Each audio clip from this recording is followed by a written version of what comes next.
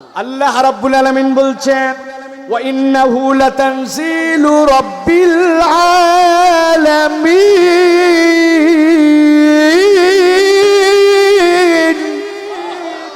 আল্লাহ বলছেন, ও দুনিয়ার মানুষ, তুমি যে কোরআন শুনতে আসছো, ওয়া ইন্নাহু লাতানজিলু রাব্বিল আলামিন, এই কোরআন দুনিয়ার কোথাও থেকে আসে নাই, জগৎ সমূহের প্রতিপালক আল্লাহর পক্ষ থেকে কোরআন এসেছে। দুনিয়ার বুকে মানুষ তার ঠোঁটের উচ্চারণে কোরআন তেলাওয়াত করে, মানুষ তার মুখ দিয়ে উচ্চারণ করে, কিন্তু দুনিয়ার সকল মুফাসসিরে কেরাম, সকল মুহাদ্দিস, আকীদাবিদরা একমত, আহলে সুন্নাত ওয়াল জামাতের আকীদা, কোরআন কোনো মাখলুক নয়, কোরআন আল্লাহ রাব্বুল আলামিনের কালাম।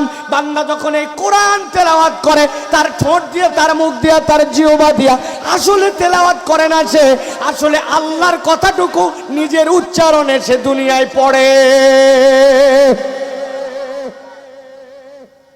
আল্লাহ রাব্বুল আলামিন বলছেন, ও দুনিয়ার মানুষ, তোমাদের কাছে দুনিয়াতে যতই বার্তা আসুক, যা কিছু আসুক না কেন, আমার কোরআনে যে বার্তাবাহক এসেছিলেন, ওই বার্তার মাধ্যম যার মাধ্যমে এসেছিল, তিনিও একটা ভিন্ন সৃষ্টি।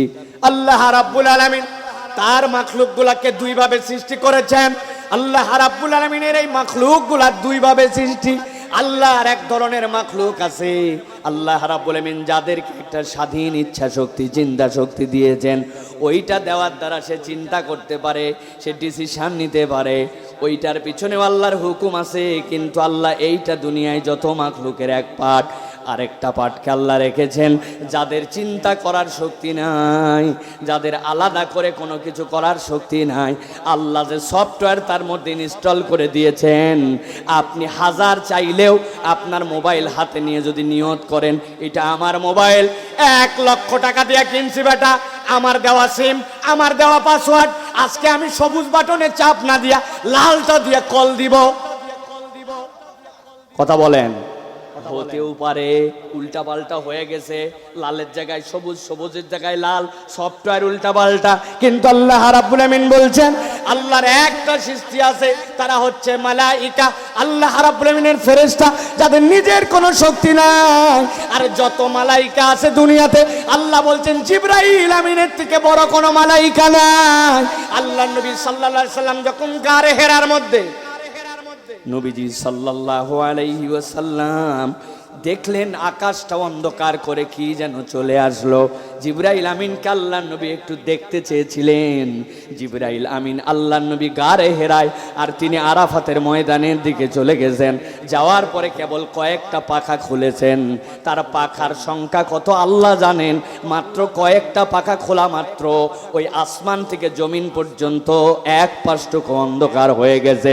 জিবরাইল আমিন যে কত বড়, আল্লাহ ছাড়া কেউ বলতে পারেন না। আর একজনই কেবল স্ব আকৃতিতে জিবরাইলকে দুইবার দেখেছেন। আও কাবা কাউসাইনি আও আদনা, তীর ধনুকের থেকেও কাছাকাছি হয়েছিলেন তিনি মুহাম্মদ সাল্লাল্লাহু আলাইহি ওয়াসাল্লাম। তার বর্ণনা অনুযায়ী জিবরাইলের থেকে বড় কোন সৃষ্টি আল্লাহ রাব্বুল আলামিনের আর নাই। আল্লাহ রাব্বুল আলামিন বলছেন, সেই কোরআন শোনার জন্য আসছো, যেমন তেমন কোরআন নয়, যেমন তেমন মাধ্যমে আসে নাই। আল্লাহ বলছেন, নাযালা বিহির রূহুল আমিন।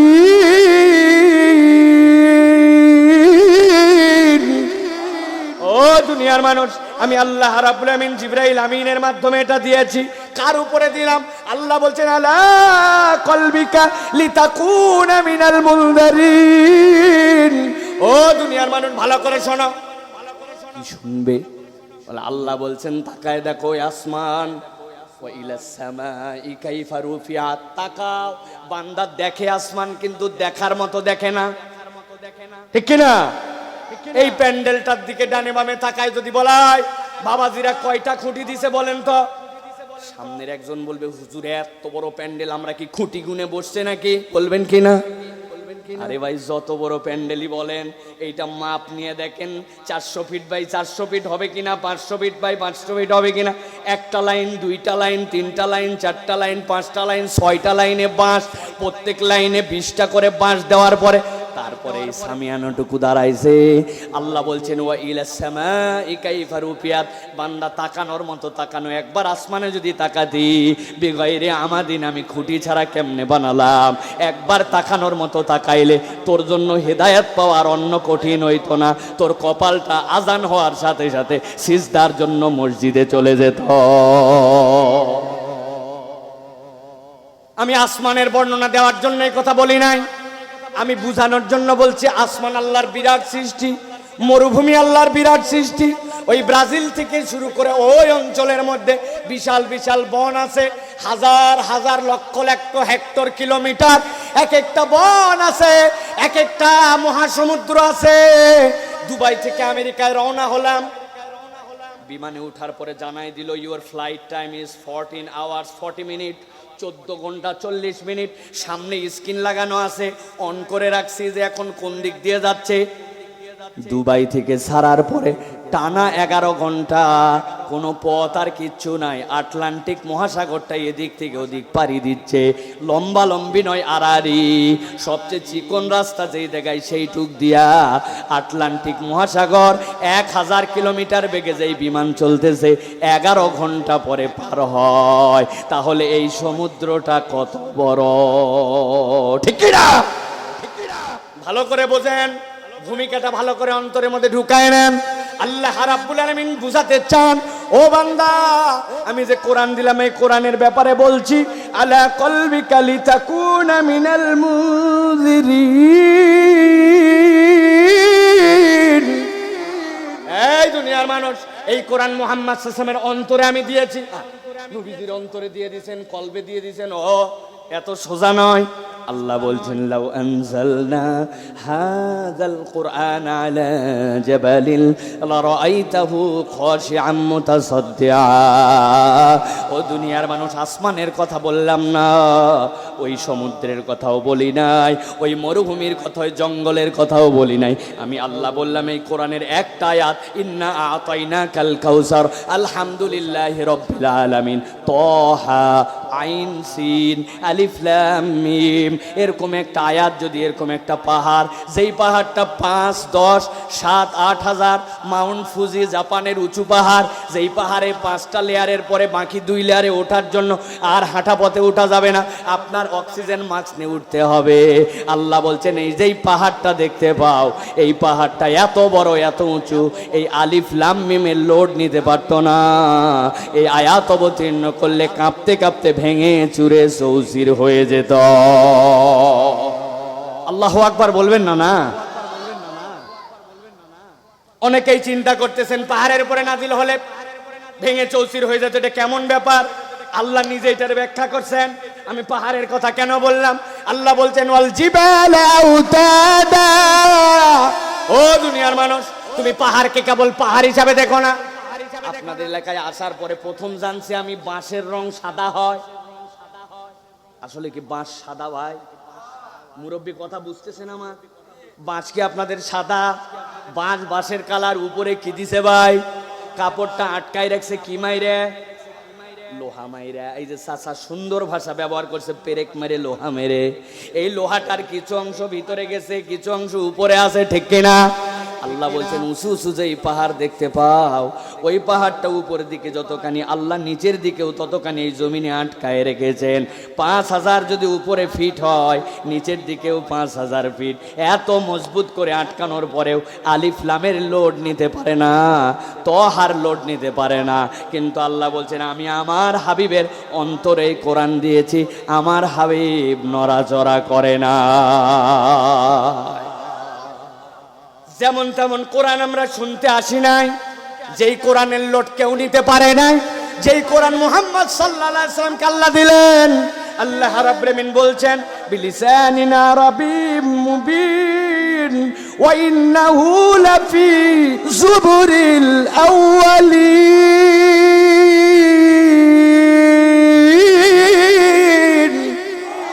ও দুনিয়ার মানুষ, এই কোরআনকে দিলাম আরবি ভাষায়। কেন বললেন আল্লাহ এটা? আল্লাহ বলছেন আমি আল্লাহ তোমাদের জন্য গ্যারান্টার হলাম। ওয়ালাকাদ ইয়াসসারনাল কুরআনা লিযিকির, কোরআনকে তোমাদের স্মরণের জন্য সহজ করে দিয়েছি। আর ওই দুনিয়ার সবচেয়ে সহজ ভাষা হচ্ছে আরবি। বাংলাদেশে টিপসই দিয়া সৌদি আরবে যায়, দুবাইয়ে যায়, কাতারে যায়, পড়ালেখার কিচ্ছু জানে না।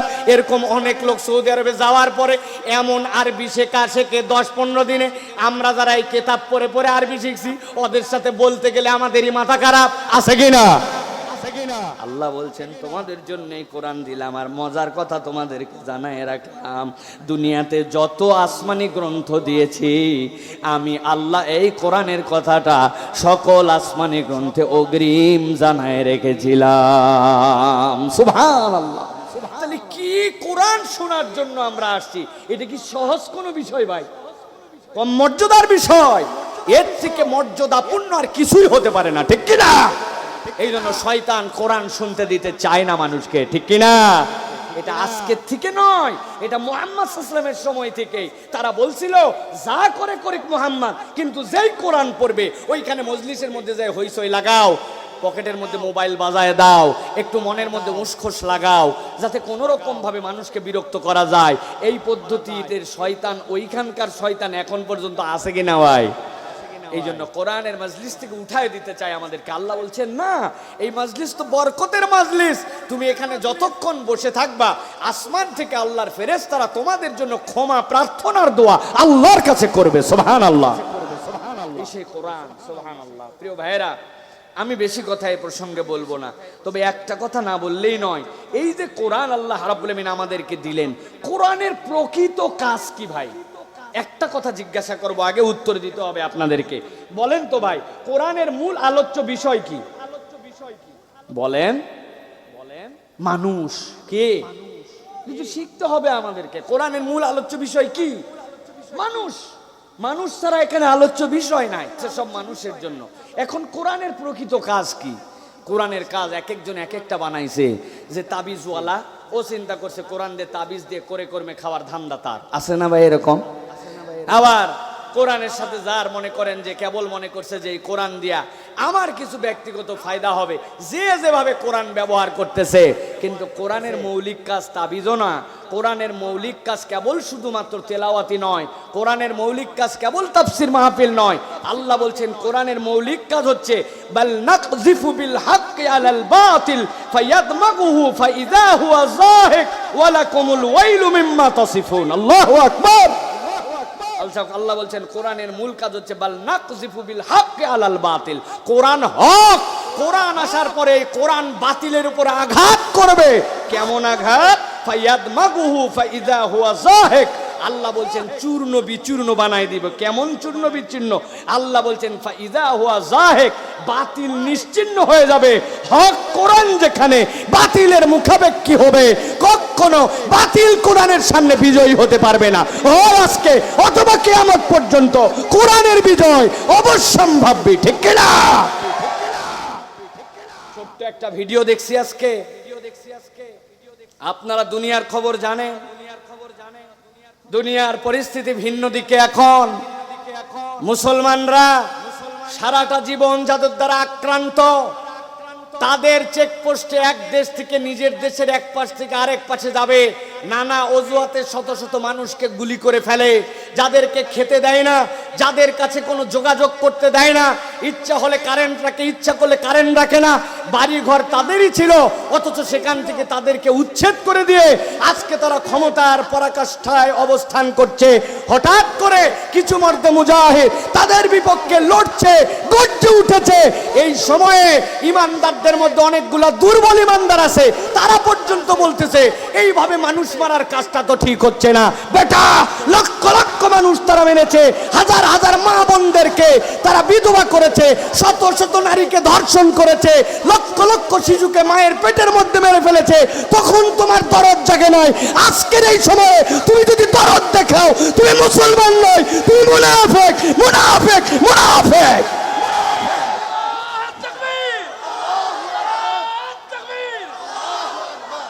প্রিয় ভাইয়েরা, গাজার একটা হাসপাতালের ভিতরে একজন নার্স হিসাবে, একজন অ্যাসিস্ট্যান্ট হিসাবে কাজ করেন একজন মহিলা।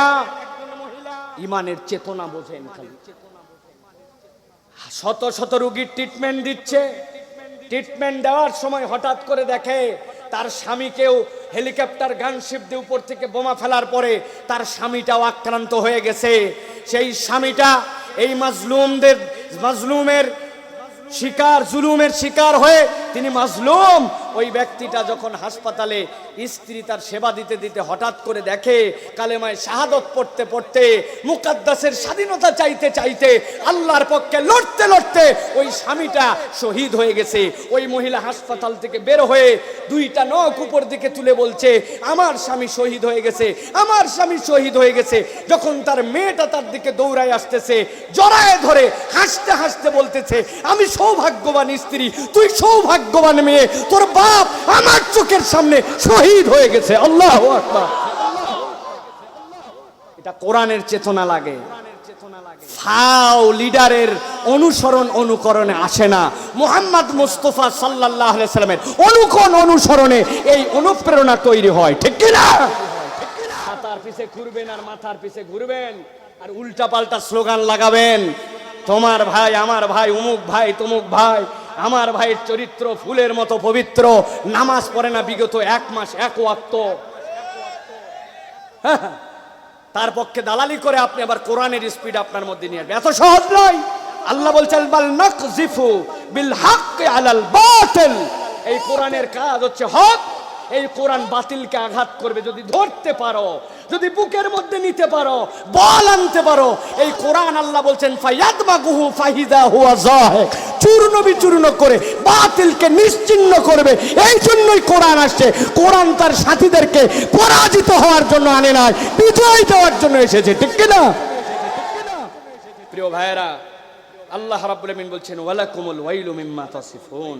ও বান্দা, তোমাদের জন্য আল্লাহ রাব্বুল আমিন এমন কোরআন, এমন নিয়ামত তোমাদেরকে দিলেন। অতএব প্রিয় ভাইরা, যে কোরআন শুনতে এসেছি বুঝে থাকলে বলেন, এই কোরআন শুনলে লাভ আছে না নাই? মুখ বন্ধ করে রাখবেন না, যেগুলো বসে আছেন, লাভ আছে না নাই? আমার দিকে তাকান, যাবতীয় গল্প বাদ। এখন আমি নিজে শারীরিকভাবে অত ফিট না, কিন্তু এই মঞ্চে বসে কোরআনের কথা বলতে লাগলে আমার আর আশপাশ, শরীর, স্বাস্থ্য কিচ্ছু মনে থাকে না। এই জন্য যা বলছি আপনাদের কাছে পড়ালেখা করে, আমার তো জ্ঞান কম, এই জন্য পড়ালেখা করে আসে বলতে হয়। যা বলবো পড়ালেখা করে অল্প একটু সময় কথা বলবো, অনেকক্ষণ আপনাদের সাথে কথা বলবো, বিষয়ের কম নয়। এই জন্য 100% কনসেন্ট্রেশন দিয়া, যেহেতু আল্লাহ কোরআনের মজমা আমাদেরকে দান করেছেন, আজকে আমরা কথাগুলো শুনবো। প্রিয় ভাইরা, কোরআন শুনলে তাহলে লাভ আছে না নাই? কম না বেশি? কিছু বুঝেছি তো আমরা, বুঝে না না বুঝে? বুঝে। আলহামদুলিল্লাহ বলেন। আল্লাহ আমাদেরকে কবুল করেন, বলেন আল্লাহুম্মা আমিন। প্রিয় ভাইরা, আল্লাহ রাব্বুল আমিন বলছেন, ও বান্দারা, ওয়া কাযালিকা ওয়াহাইনা ইলাইকা রূহাম মিন আমরিনা, আমি তো আমার ফেরেশতা জিবরাইলকে এইভাবে আপনার কাছে প্রেরণ করেছি।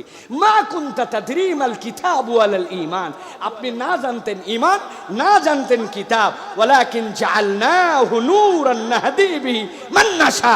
আল্লাহ বলছেন, এই কোরআনকে আমি নূর হিসাবে, হেদায়েতের আলো হিসাবে দিয়েছি।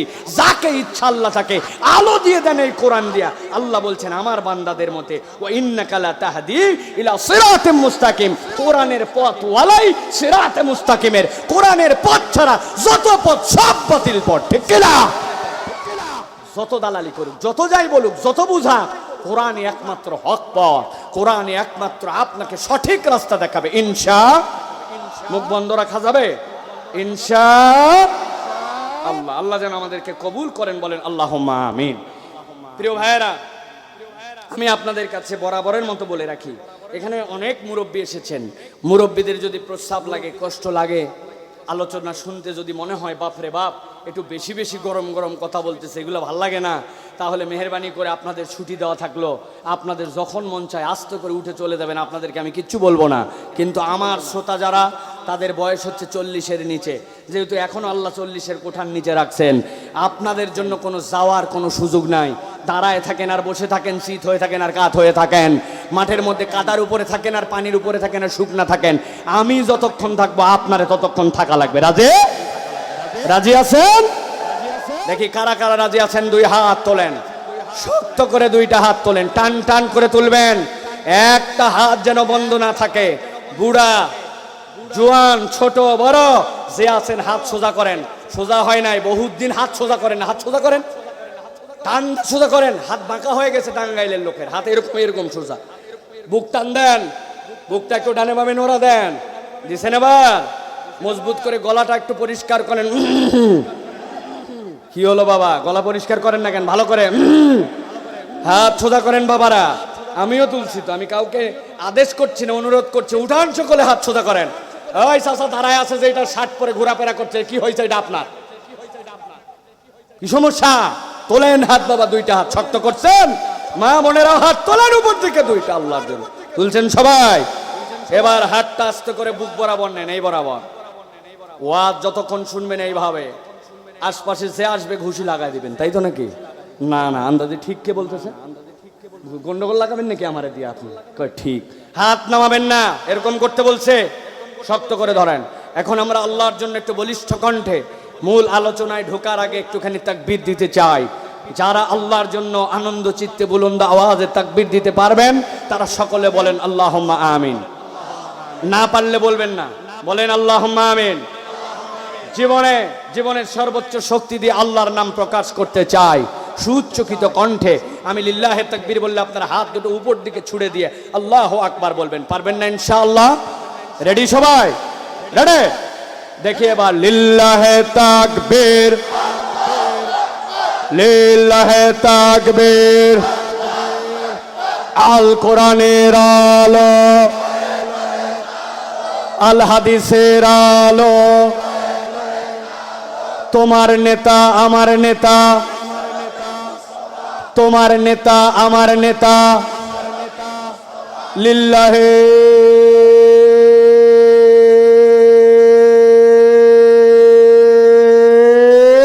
তাকবীর। আলহামদুলিল্লাহ বলেন আলহামদুলিল্লাহ। শয়তান মধুপুর পার, এদিকে ঘাটাইল পার, ঠিক কিনা? যখন আল্লাহর নাম বলা হয় শয়তান সহ্য করতে পারে না। এই জন্য আল্লাহর নাম বলতে যারা বাধা দেয় এরা শয়তানের আপন ভাই অথবা খালাতো ভাই, ঠিক কিনা? আল্লাহু আকবারের স্লোগান কোন দলীয় স্লোগান নয়, কোন পার্টির স্লোগান নয়, কোন ব্যক্তির স্লোগান নয়, ইমানদারের স্লোগান। ইমানদারের হৃদয়ে যতদিন পর্যন্ত কোরআনের নূর থাকবে, ইমানের আলো থাকবে, আল্লাহু আকবারের স্লোগান চলতেই থাকবে, চলতেই থাকবে, চলতেই থাকবে। আলহামদুলিল্লাহ বলেন। প্রিয় ভাইয়েরা, আজকে আমরা কোরআনুল কারীম থেকেই কথা শুনবো, তবে একটু ভিন্ন ভাবে আজকে আমরা কথা শুনবো প্রিয় ভাইরা। সেটা কোরআনুল কারীম থেকে আপনাদের কাছে এমন 15টা আয়াতের আলোকে 15টা গুণাগুণ অথবা দোষ এ বিষয়ে আলোচনা করব।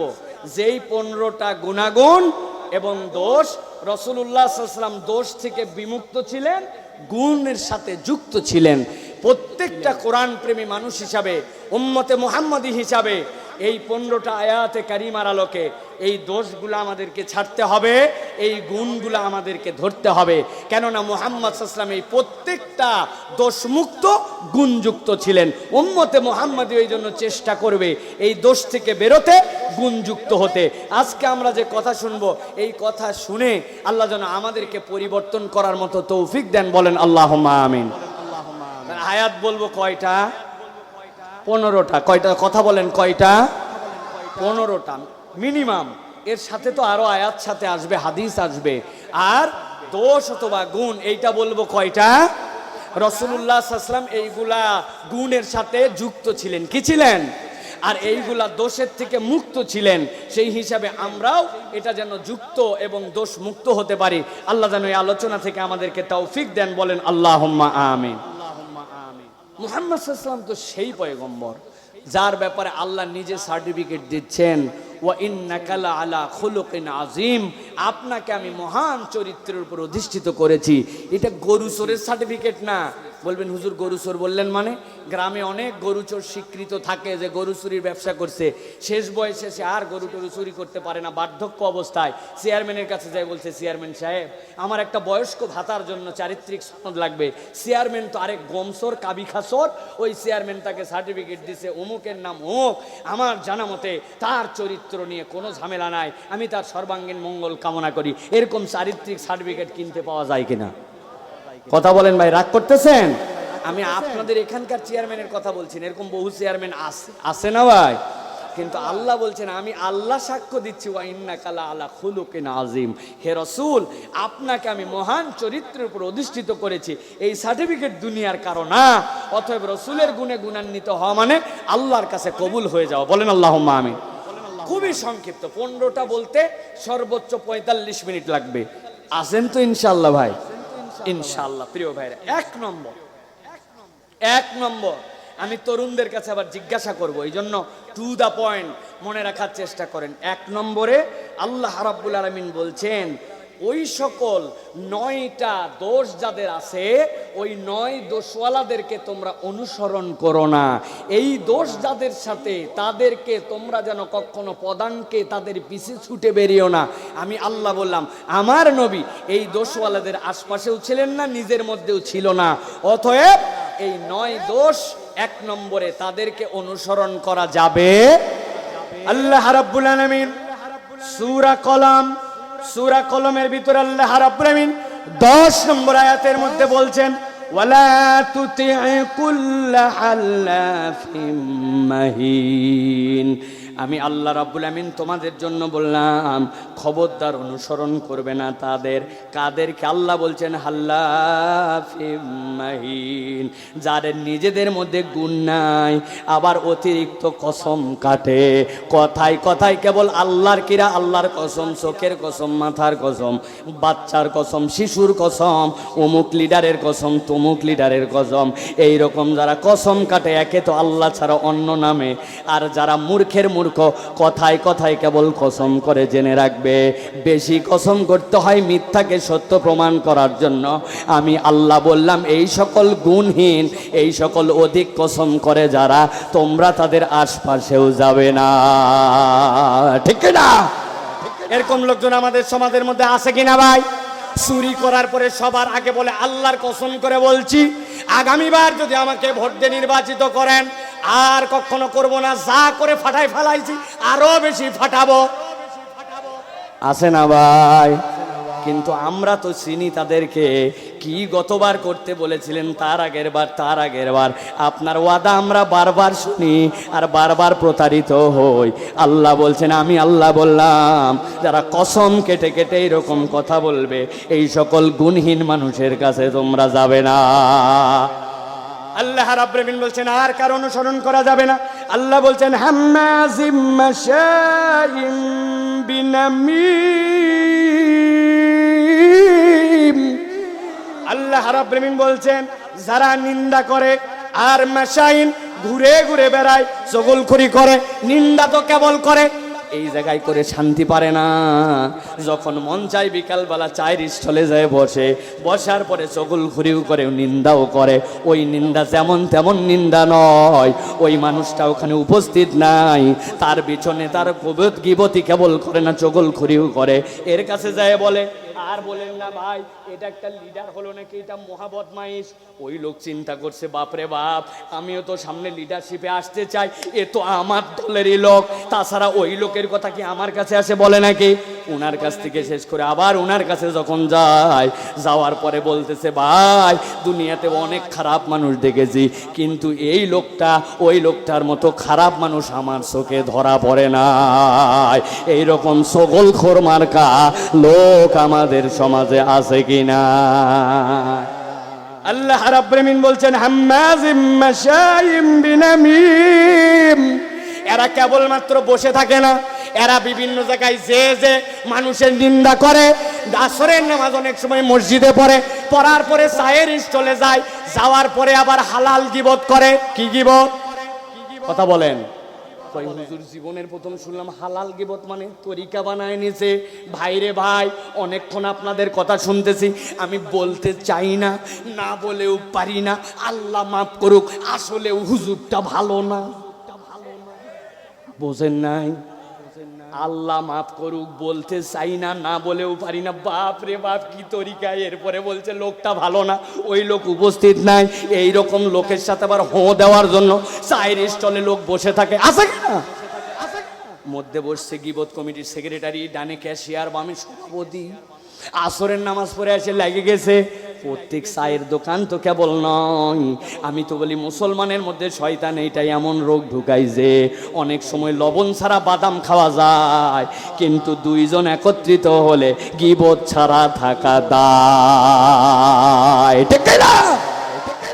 আল্লাহ বলছেন এখান থেকে বাঁচবে না, কেবল এদের কাছেও থাকবে না, এখান থেকে তুমি সরে যাবে। আল্লাহ বলছেন ওয়ালা তুতি, এদেরকে অনুসরণ করা যাবে না। আল্লাহ রাব্বুল আলামিন এরপরে বলছেন মান্নাইল লিল খায়রি মুতাদিন নাসিম।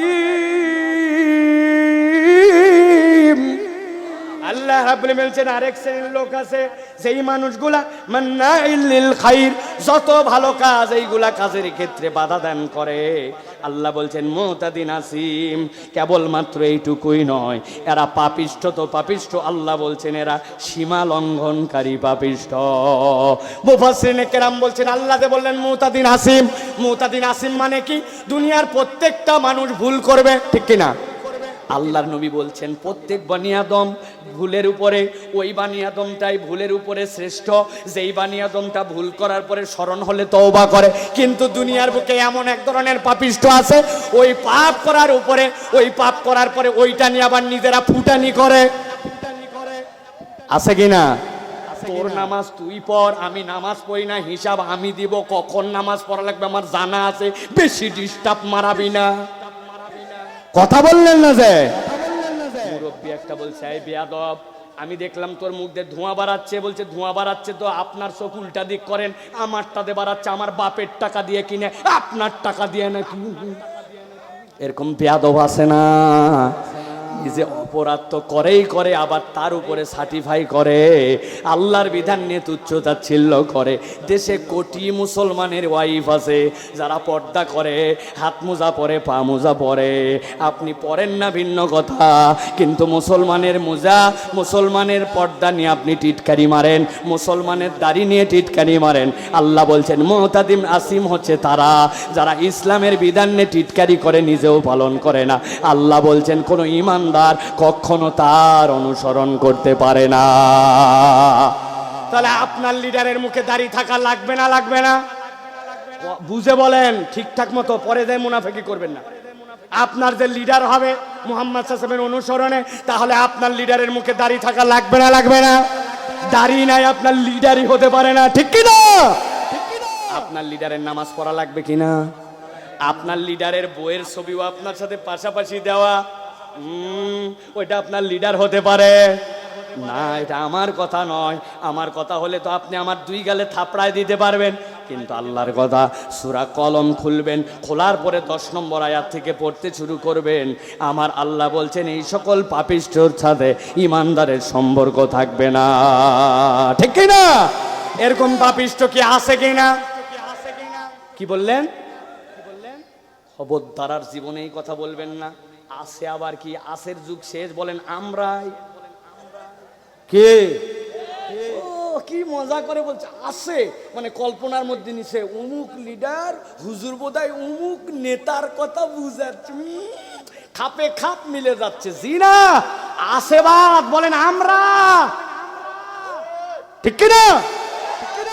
নিজেদের আমল লাখ লাখ একটাও চেঞ্জ হয় না, খালি আসের মধ্যে আছে আমরা। আল্লাহ রাব্বুল আমিনের পরে বলছেন ও দুনিয়ার মানুষ, আমি আল্লাহ রাব্বুল আমিন তোমার জন্য বললাম উতুল্লিন বাদা যালিকা রানিম। আল্লাহ রাব্বুল আমিন বলছেন আর আমি রব্বুল আলামিন আরো একটা শ্রেণীর থেকে তোমাদেরকে নিষেধ করলাম, যেই মানুষগুলা উতুল, আল্লাহ বলছেন যারা নিজেরা বদরাগী, কেবল বদরাগী নয়, আল্লাহ বলছেন রনিম, এরা বজ্জাত এবং নিষ্ঠুর। দুনিয়ার বুকে যারা নিষ্ঠুর আচরণ করবে এবং যারা জাত হিসাবে বজ্জাতি করে বেড়ায়, আপনি যদি চিনে ফেলেন এদেরকে, আল্লাহ বলছেন এদের সাথে তোমার কোনো সম্পর্ক নাই। ঠিক না? তাহলে আজকে আলোচনা করব কয়টা দোষ আর গুণের কথা। প্রথমটা বলছি, 1 নম্বর, কাদের অনুসরণ করা যাবে না? এই গ্রুপের মধ্যে কয়টা লোক? 9টা। কয়টা? 1 নম্বরে আমি আপনাদেরকে বলেছি, এই মানুষগুলোর মধ্যে এমন লোক যাদের গুণ নাই, এমন লোক বেশি বেশি শপথ করে, এমন লোক অপরের নিন্দা করে, নিন্দা নিয়ে ঘুরে বেড়ায়, এমন লোক চগলখড়ি করে, এমন লোক যেই মানুষগুলা কল্যাণের পথ প্রতিরোধ করে, এমন মানুষ যেই মানুষগুলা এমন ধরনের পাপিষ্ঠ যারা আল্লাহ রাব্বুল আমিনের বিধানকে তুচ্ছ তাচ্ছিল্য করায়। আল্লাহ বলছেন নিষ্ঠুর এবং বজ্জাত এই চরিত্রের মানুষের সাথে ইমানদারের সম্পর্ক থাকবে না। এখন একটু বুকে হাত দিয়ে আমাদেরকে বলতে হবে, আমি সহ এইগুলার অনেক বদ অভ্যাস আমাদের ভিতরে আছে কি নাই? টাঙ্গাইলের দিকে একটু কম আছে হয়তো, আলহামদুলিল্লাহ, কিন্তু অন্য জায়গায় জিজ্ঞাসা করলে কেইসা বজ্জাতের বজ্জাত, কেইসা রাগের রাগ। 20 বছর ধরে স্ত্রীর সাথে সংসার, বেচারি রান্নার পর রান্না করে গেল, ভালোবাসার পরে ভালোবাসায় সংসারের চেষ্টা করলো, কোনো একদিন হয়তো তরকারির লাল একটুখানি রং কম হয়েছে, একটু ঝোলটা আপনার মনের মতো হয় নাই, লবণ কম বেশি হয়ে গেছে, বদরাগীর বদরাগী নিজের বউরে বলে ময়াকার গয়ে দীর্ঘই কোথাকার। বানান করে দিব, উচ্চারণ করা লাগবে। আর এগুলা কথা আমরা বলি কি না?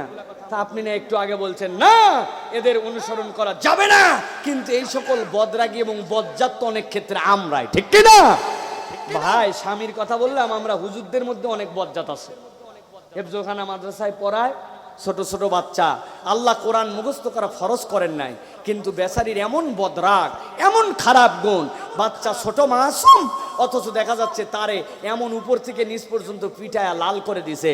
ভাই কোরআনের জন্য আল্লাহ বলছেন আর রহমান আল্লামাল কোরআন, যিনি রহমান তিনি কোরআন শিক্ষা দিলেন। আপনি কোথায় পাইছেন যে কোরআন না পারলে তার উপর থেকে নিচ পর্যন্ত পিটায় লাল করে দেওয়া লাগবে? উনি বইয়ের সাথে গন্ডগোল করে, মন খারাপ থাকে, বেতন উপযুক্ত পায় না, খাবার ভালো হয় নাই, অন্য জায়গার রাগ বাচ্চার উপরে ঝাড়ে। আছে কিনা এরকম? কিয়ামতের দিন যায়েন দেখবেন অনেক জালেমের আগে ওই যে ন্যাংটানিয়াহু, চিনেন? নেতানিয়াহু না, ওর নাম দিয়েছি ন্যাংটানিয়াহু, ওর থেকেও খারাপ জায়গায় এই লোক চলে যেতে পারে। কেননা ও তো বেঈমান, ও তো ডাইরেক্ট জাহান্নাম, আর আপনার তো জান্নাতে যাওয়ার কথা। কপাল পোড়া, এই অপরাধে আগে জাহান্নাম খাটা লাগবে, তারপরে জান্নাত। বড় ঠেলা আছে, ঠিক কি না? তাহলে আমরা নিজেরাও এই দোষগুলা বাদ দিব। এই দোষ যাদের সাথে আছে তাদের সাথে আমাদের সম্পর্ক থাকবে। 1 নম্বরটা শেষ প্রিয় ভাইয়েরা। 2 নম্বর একটা গুণের কথা বলবো। আল্লাহ রাব্বুল আমিন বলছেন সূরা তাহা, কোরআনের 20 নম্বর সূরার 44 নম্বর আয়াত, এর মধ্যে আল্লাহ বলছেন আমি তোমাদেরকে দায়িত্ব দিলাম, তোমাদেরকে যে মুখটা দিয়েছি এইটা দিয়ে তোমরা নম্র কথা বলবে। কি কথা? কথা বলতে হবে ভাই। কি কথা? নম্র কথা। আমি কিন্তু ধরবো আপনাদের কাছে সিরিয়ালে, এবং ধরার পরে পুরস্কার দিব আপনাদেরকে ইনশাআল্লাহ, যদি পারেন প্রিয় ভাইরা। তাহলে 2 নম্বর হচ্ছে নম্র কথা বলতে হবে। কি কথা? আল্লাহ রাব্বুল আমিন নম্র কথা বলার ক্ষেত্রে এমন একটা আয়াতে কারিমা কোরআনুল কারীমের মধ্যে নির্বাচন করেছেন, একটু যদি আমরা ভেবে দেখি অবাক হয়ে যাব। আল্লাহ রাব্বুল আমিন বলছেন ইযহাবা ইলা ফিরআউনা ইন্নাহু তাগা ফাকুলা লাহু কওলান লাইয়িনা লাআল্লাহু ইয়াতাযাক্কারু আও ইয়াখশা। আল্লাহ বলছেন দুনিয়াতে যত বড় বেঈমানি আসুক না কেন, যত বড় আল্লাহদ্রোহী, আল্লাহর পথের থেকে সরে যাওয়া ব্যক্তি আসুক না কেন, আল্লাহ নিজেই বলছেন ফেরাউনের থেকে বড় বেঈমান আর হতে পারে না। আল্লাহ বলছেন ও মুসা আর ও হারুন, দুনিয়ার বুকে সবচেয়ে বড় আল্লাহদ্রোহী যে ওই মুসা আর হারুন। যখন আপনারা ওই ফেরাউনের কাছে যাবেন, আমি আল্লাহ আপনার জন্য দায়িত্ব দিলাম ইযহাবা ইলা ফিরআউনা ইন্নাহু তাগা। আল্লাহ নিজেই বলছেন সে আল্লাহদ্রোহী। আল্লাহ বলছেন ফাকুলা লাহু কওলান লাইয়িনা লাআল্লাহু ইয়াতাযাক্কারু আও ইয়াখশা। আপনি যাওয়ার পরে আল্লাহদ্রোহী বলে, আল্লাহ মানে না বলে তার সাথে জোরে জোরে কথা বলতে পারবেন না। আল্লাহ দায়িত্ব দিলেন কওলান লাইয়িনা, তার সাথে নরম করে আপনি কথা বলবেন। আপনার এই নরম কথার এফেক্ট কি হবে? আল্লাহ বলছেন এর এফেক্ট হবে, আমি আল্লাহ রাব্বুল আমিন বলছি, হয়তো সে আল্লাহর শরণে আসতে পারে অথবা সে কল্যাণের দিকে চলে আসতে পারে। অতএব মানুষকে হেদায়েতের রাস্তায় যখন ডাকবো, মানুষকে যখন বুঝাবো, একজন মানুষ হিসাবে অপর মানুষের সাথে যখন কথা বলবো, এই জিহ্বাটা নরম, ঠোঁটগুলা নরম, হাড্ডি মুক্ত, এইটা দিয়ে জোরে জোরে বাজে বিহেভিয়ারে কথা বলা যাবে না। মানুষের সাথে বুঝানোর ক্ষেত্রে আদর করে নরম কথা বলতে হবে। এই নরম কথা দিয়া মানুষের অন্তর জিতে নেওয়া যায়, ঠিক কি না? এটা আল্লাহ রাব্বুল আলামিনের কথা। আপনার কথাটা যদি নরম হয়, আপনার অন্তরটা বিজয়ী হয়ে যাবে। আল্লাহ রাব্বুল আলামিন বলছেন দুনিয়ার বুকে সবচেয়ে নরম কথাওয়ালা লোক ছিল মুহাম্মদ সাল্লাল্লাহু আলাইহি সাল্লাম। আল্লাহ রাব্বুল আলামিন উদাহরণ সেট করেছেন কেমন? নবী করিম সাল্লাল্লাহু আলাইহি সাল্লাম যারা মদিনায় গিয়েছেন, গারকাত বাকি, যেই জায়গাতে ওই বাকি গোরস্থান, বাবু সালাম দিয়ে সালাম দেওয়ার জন্য ঢুকলেন, বেরিয়ে আসার পরে সামনে যে গোরস্থান, আল্লাহ নবী ওই গোরস্থানের সামনে দাঁড়ায় আছেন। সাহাবায়ে কেরাম মারা গিয়েছে, আল্লাহ নবীর হায়াতে থাকা অবস্থায় মহিলা, আল্লাহ নবীর স্ত্রী, আল্লাহ নবীর মেয়েরা মারা গেছে। ওই কবরস্থানের সামনে গেলে আল্লাহ নবী জিয়ারত করতেন। হঠাৎ করে একটা লোক আসলো, আসার পরে নবীজি গায়ের মধ্যে উপর দিকে একটা চাদর দিয়ে আসেন। চাদরটা খদ্দরের, মানে মোটা মোটা, একটু উলি উলি, নরম না, তুলতুলা নয়, ঘাড়ের উপরে আসে। আল্লাহ নবীর সামনের দিকে কবরস্থানের দিকে তাকায় আসেন। সে আসার পরে আল্লাহ নবীর ওই চাদর ধরে এমনভাবে পিছন দিকে টান দিছে, আল্লাহ নবীর শরীরটা সামনে আর মাথাটা পিছন দিকে ঘুরে গেছে। সাহাবায়ে কেরাম বলছেন আমরা তাকায় দেখলাম নবীজির গলা মোবারকটা পৃথিবীর সবচেয়ে সুন্দর গলা, এমনভাবে টান দিয়েছে, দড়ি টান দিলে যেরকম কেটে চামড়া ছিলে যায়, মনে হচ্ছে যেন এখন রক্ত বের হয়ে যাবে, এই রকম করে চামড়া সিলায় ফেলাইছে। হযরত ওমর ফারুক দূরে ছিলেন, তাকায় দেখছেন আমার নবীরে এইরকম করে টান দিল। ওমর ফারুকের বুক তো উঁচু নিচু, তলোয়ার দিয়ে এক্ষুনি কাল্লার থেকে ধর আলাদা করে দিব। বেয়াদবের বেয়াদব, আমার নবী কেমন কষ্ট দিছে। কিন্তু আল্লাহ নবী যেই না টান দিল, আল্লাহ নবী উল্টা দিক ঘুরে ওই লোকের দিকে হেসে দিলেন। দেওয়ার পরে বললেন কি দরকার তোমার? ওই লোক তো অবাক। দুইটা বর্ণনা আসছে, একটা আসছে যে টান দিয়েছিল সে গ্রাম্য একজন আরবি ছিল, বেশি সামাজিকতা জানতো না। সে বলল মুহাম্মদ আমারে সহযোগিতা করো, আমার তো সংসার চলে না। আল্লাহর নবী এইরকম আঘাত পাওয়ার পরে হেসে দিয়ে বাইতুল মালের দায়িত্বে হজরতে বেলাল, তারে বললেন বেলাল এই বাইতুল মাল থেকে তারে কিছু সহযোগিতা করে যাও। যাও ভাই, তোমার জন্য এখানে সহযোগিতা আছে। হাসি মুখে বিদায় করলেন। ওই লোকের কলিজাটা জিতে গেল। আর একজন ইহুদি আল্লাহর নবীকে টান দিল। দেওয়ার পরে ওমরে ফারুক হাজির। নবীজি জিজ্ঞাসা করলেন কি ভাই, কি জন্য আমাকে ডেকেছো? দিছে টান। নবীজি বলছেন ডাকছো কেন? বলে মুহাম্মদ আগামী 7 দিন পরে তুমি যে বন্ধক রেখে আমার কাছ থেকে গম নিয়েছিলে ওইটার ঋণ কিন্তু ফেরত দেওয়া লাগবে। কয়দিন পর? 7 দিন পরে। সতর্কতা দেওয়ার জন্য নবীজিরে টান দিয়ে গলা ছিলে ফেলছে। আল্লাহ নবীর এই কথা শোনার পরে ওমরে ফারুক বলতেছেন বেয়াদবের বেয়াদব, দুনিয়ায় তোরে রাখবো না। আল্লাহ নবী বলেন ওমর ঠান্ডা হয়ে যাও, আমার যদি উপকার করতেই চাও তার ঋণটা আগে পরিশোধের জন্য আমাকে সহযোগিতা করো। ও তো ঠিকই আছে। নবীজির এই নরম কথার এফেক্ট কি হলো জানেন নাকি? ওই ব্যক্তি বলছে ইয়া রাসূলুল্লাহ, আমি আমার ঋণ আদায় করার জন্য আসি নাই, মূলত পরীক্ষা করার জন্য আসছিলাম। আপনার ব্যাপারে তাওরাতে বলা আছে আপনি সবচেয়ে ধৈর্যশীল হবেন, আপনি সবচেয়ে রহম দিলওয়ালা হবেন, সবচেয়ে আকর্ষণীয় কথা বলার চরিত্র হবে। সব পরীক্ষা ছিল, কিন্তু আজকের এই কঠিন সময়ে আপনি যদি নরম কথা বলেন আমি সাক্ষ্য পেয়ে যাব আপনি নবী।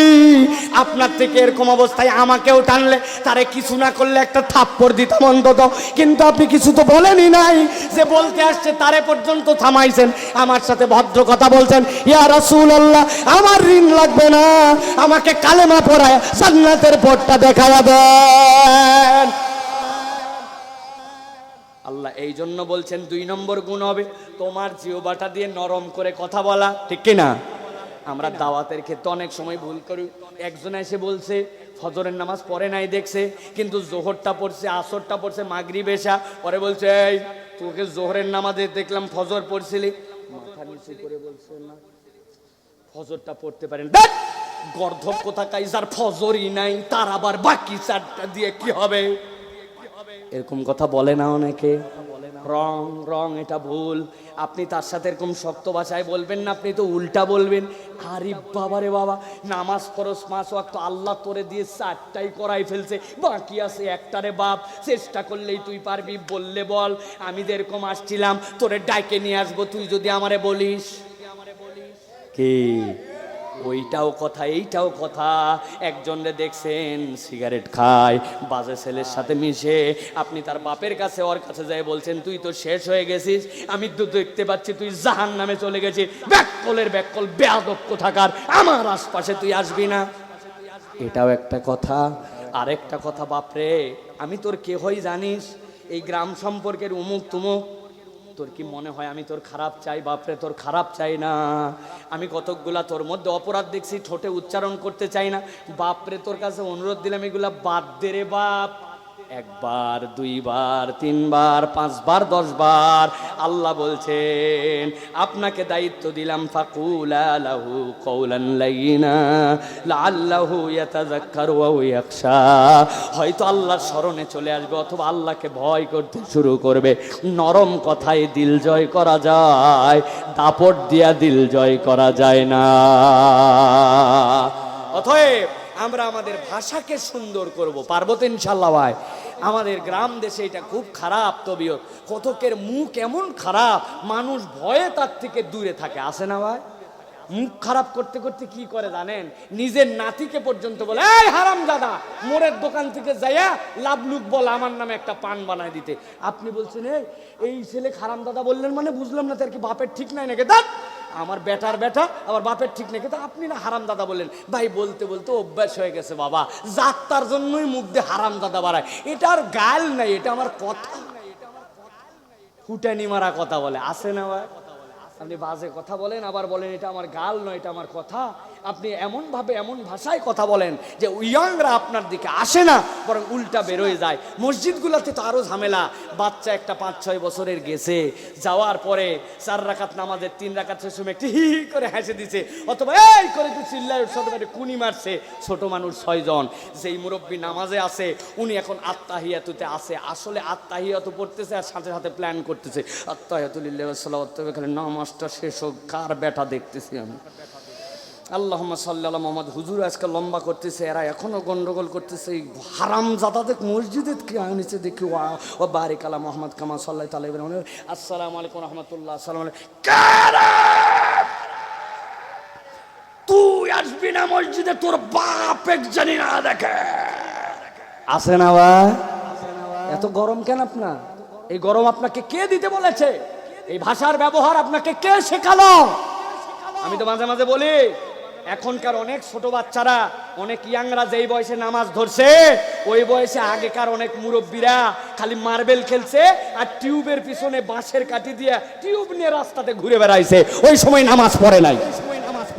গরম মারতেছি আমরা অনেক সময়। প্রিয় ভাইয়েরা, চরিত্র বদল করতে হবে। আপনি মুরব্বী, প্রত্যেকদিন আপনার 20 টাকায় বাচ্চার পিছে খরচ করা লাগবে, পকেট ভর্তি আপনার চকলেট থাকবে। যে কোনো একটা মুরব্বী আমাকে একটা চকলেট দেন, দেখি দেন, বের করেন। ওই আপনার চকলেট, ওই আপনার চুইংগাম দেন, 5 টাকার কয়েন দেন আমাকে পকেট থেকে দেন। মুরব্বী হয়ে গেছেন, আপনার কয়েন কই?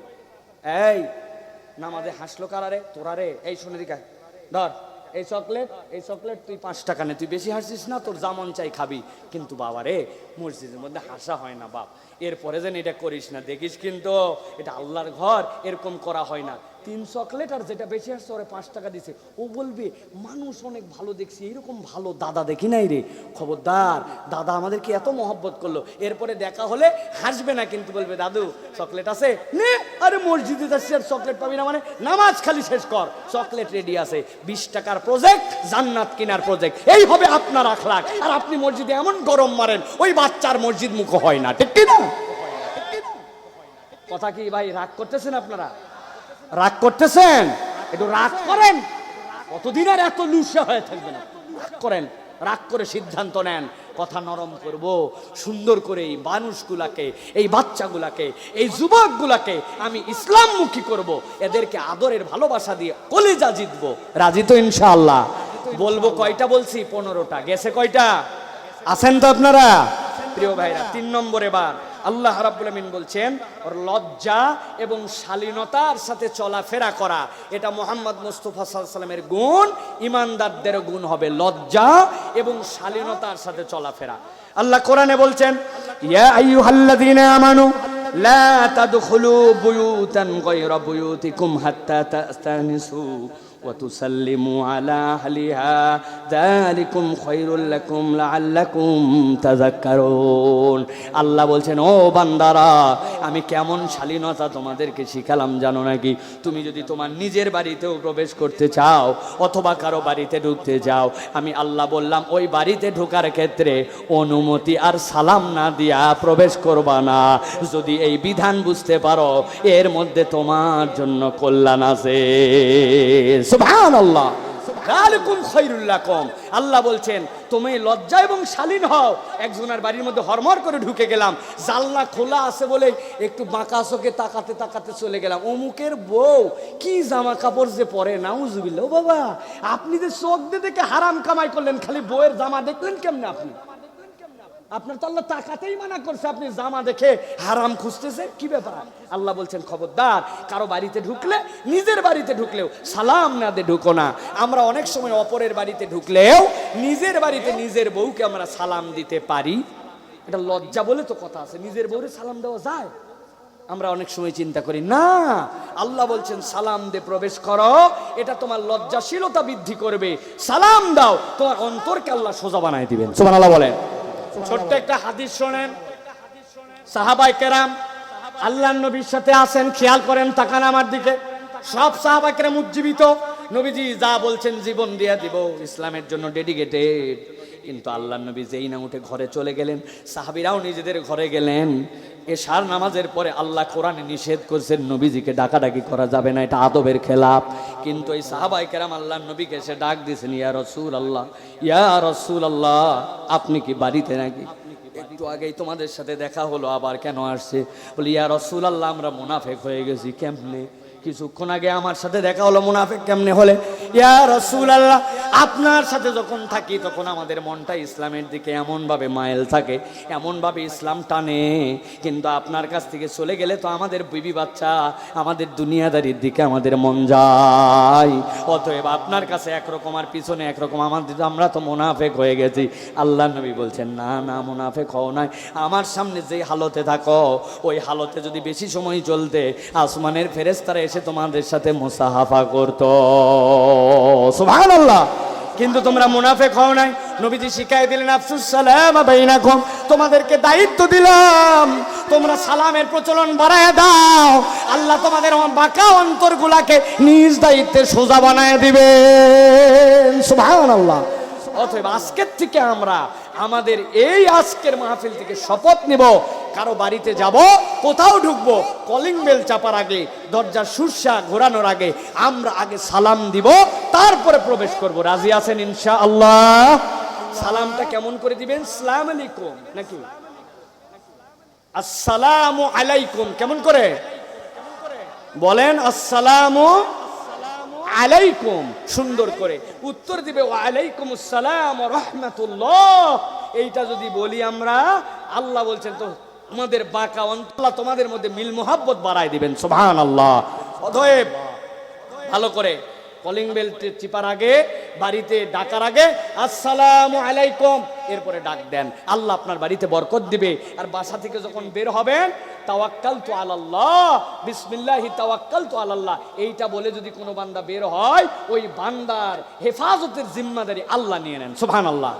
আর নবীজি বলছেন, যখন বাড়ি থেকে বের হবে, ফাসল্লি রাকাতাইন, 2 রাকাত নামাজ পড়ো। অভ্যাস করবেন মাঝে মাঝে, যাদের হাতে সময় আছে, বাজার করতে যাবেন, অমুক জায়গায় যাবেন, অথবা বাড়ির থেকে সকালবেলা যাবেন, টপ করে 2টা রাকাত নামাজ ছোট ছোট সূরা দিয়ে পড়ে এরপরে বিসমিল্লাহি তাওয়াক্কালতু আলাল্লাহ বলে বের হবেন। নবীর আমল ছিল মাঝে মাঝে করতে হবে। আল্লাহ বলছেন, বাড়ির থেকে বের হবি তুই, জিম্মাদারি আমি আল্লাহর হাতে। সুবহানাল্লাহ। তাহলে 3 নম্বর গেল লজ্জাশীলতা এবং শালীনতার সাথে চলাফেরা। এক্ষেত্রে আমার ইয়াংদেরকে বলবো, ভাই আমাদের ইয়াংরা লজ্জা শরমের মাথা খাইয়ে ফেলছে, ঠিক না ভাই? যদি লজ্জা থাকতো মাথার চুল কেউ সজারুর মতো কাটতে পারে? কুত্তার লেজের মতো, বিজির মতো কাটতে পারে ভাই? এদিক নাই ওদিক নাই, এদিক টান এদিক টান, এটা কি? আপনার আল্লাহ নবী বলছেন তোমরা খজা করো না, কোথাও ছোট কোথাও বড় এরকম করো না, এটা নবী নিষেধ করলো। আর আপনার চুলের কাট, আপনার প্যান্টের ভাব, আপনার চলাফেরার মধ্যে কোনো লজ্জাশীলতা নাই। অনেকগুলা সিজদায় যায় আর পিছনের পাছা বাইর হয়ে যায়, এমন গেঞ্জি পরে আর এমন প্যান্ট পরে, আছে না ভাই? লজ্জার বিষয় প্রিয় ভাইয়েরা। অতএব মুসলমান লজ্জাশীল হবে, এটা আমাদের গুণাগুণ হবে। 4 নম্বর, আল্লাহ নবী সাল্লাল্লাহু আলাইহি ওয়াসাল্লাম আল্লাহ বলছেন 28 নম্বর সূরা কসাস এর 77 নম্বর আয়াতের মধ্যে আল্লাহ বলছেন, ওয়া আহসিন কামা আহসানাল্লাহু ইলাইক ওয়া লা তাবগিল ফাসাদা ফিল আরদ ইন্নাল্লাহা লা ইউহিব্বুল মুফসিদিন। আমি আল্লাহ মানুষের জন্য দায়িত্ব দিলাম, অপর মানুষের প্রতি, জীবের প্রতি তুমি দয়াদ্র হবে।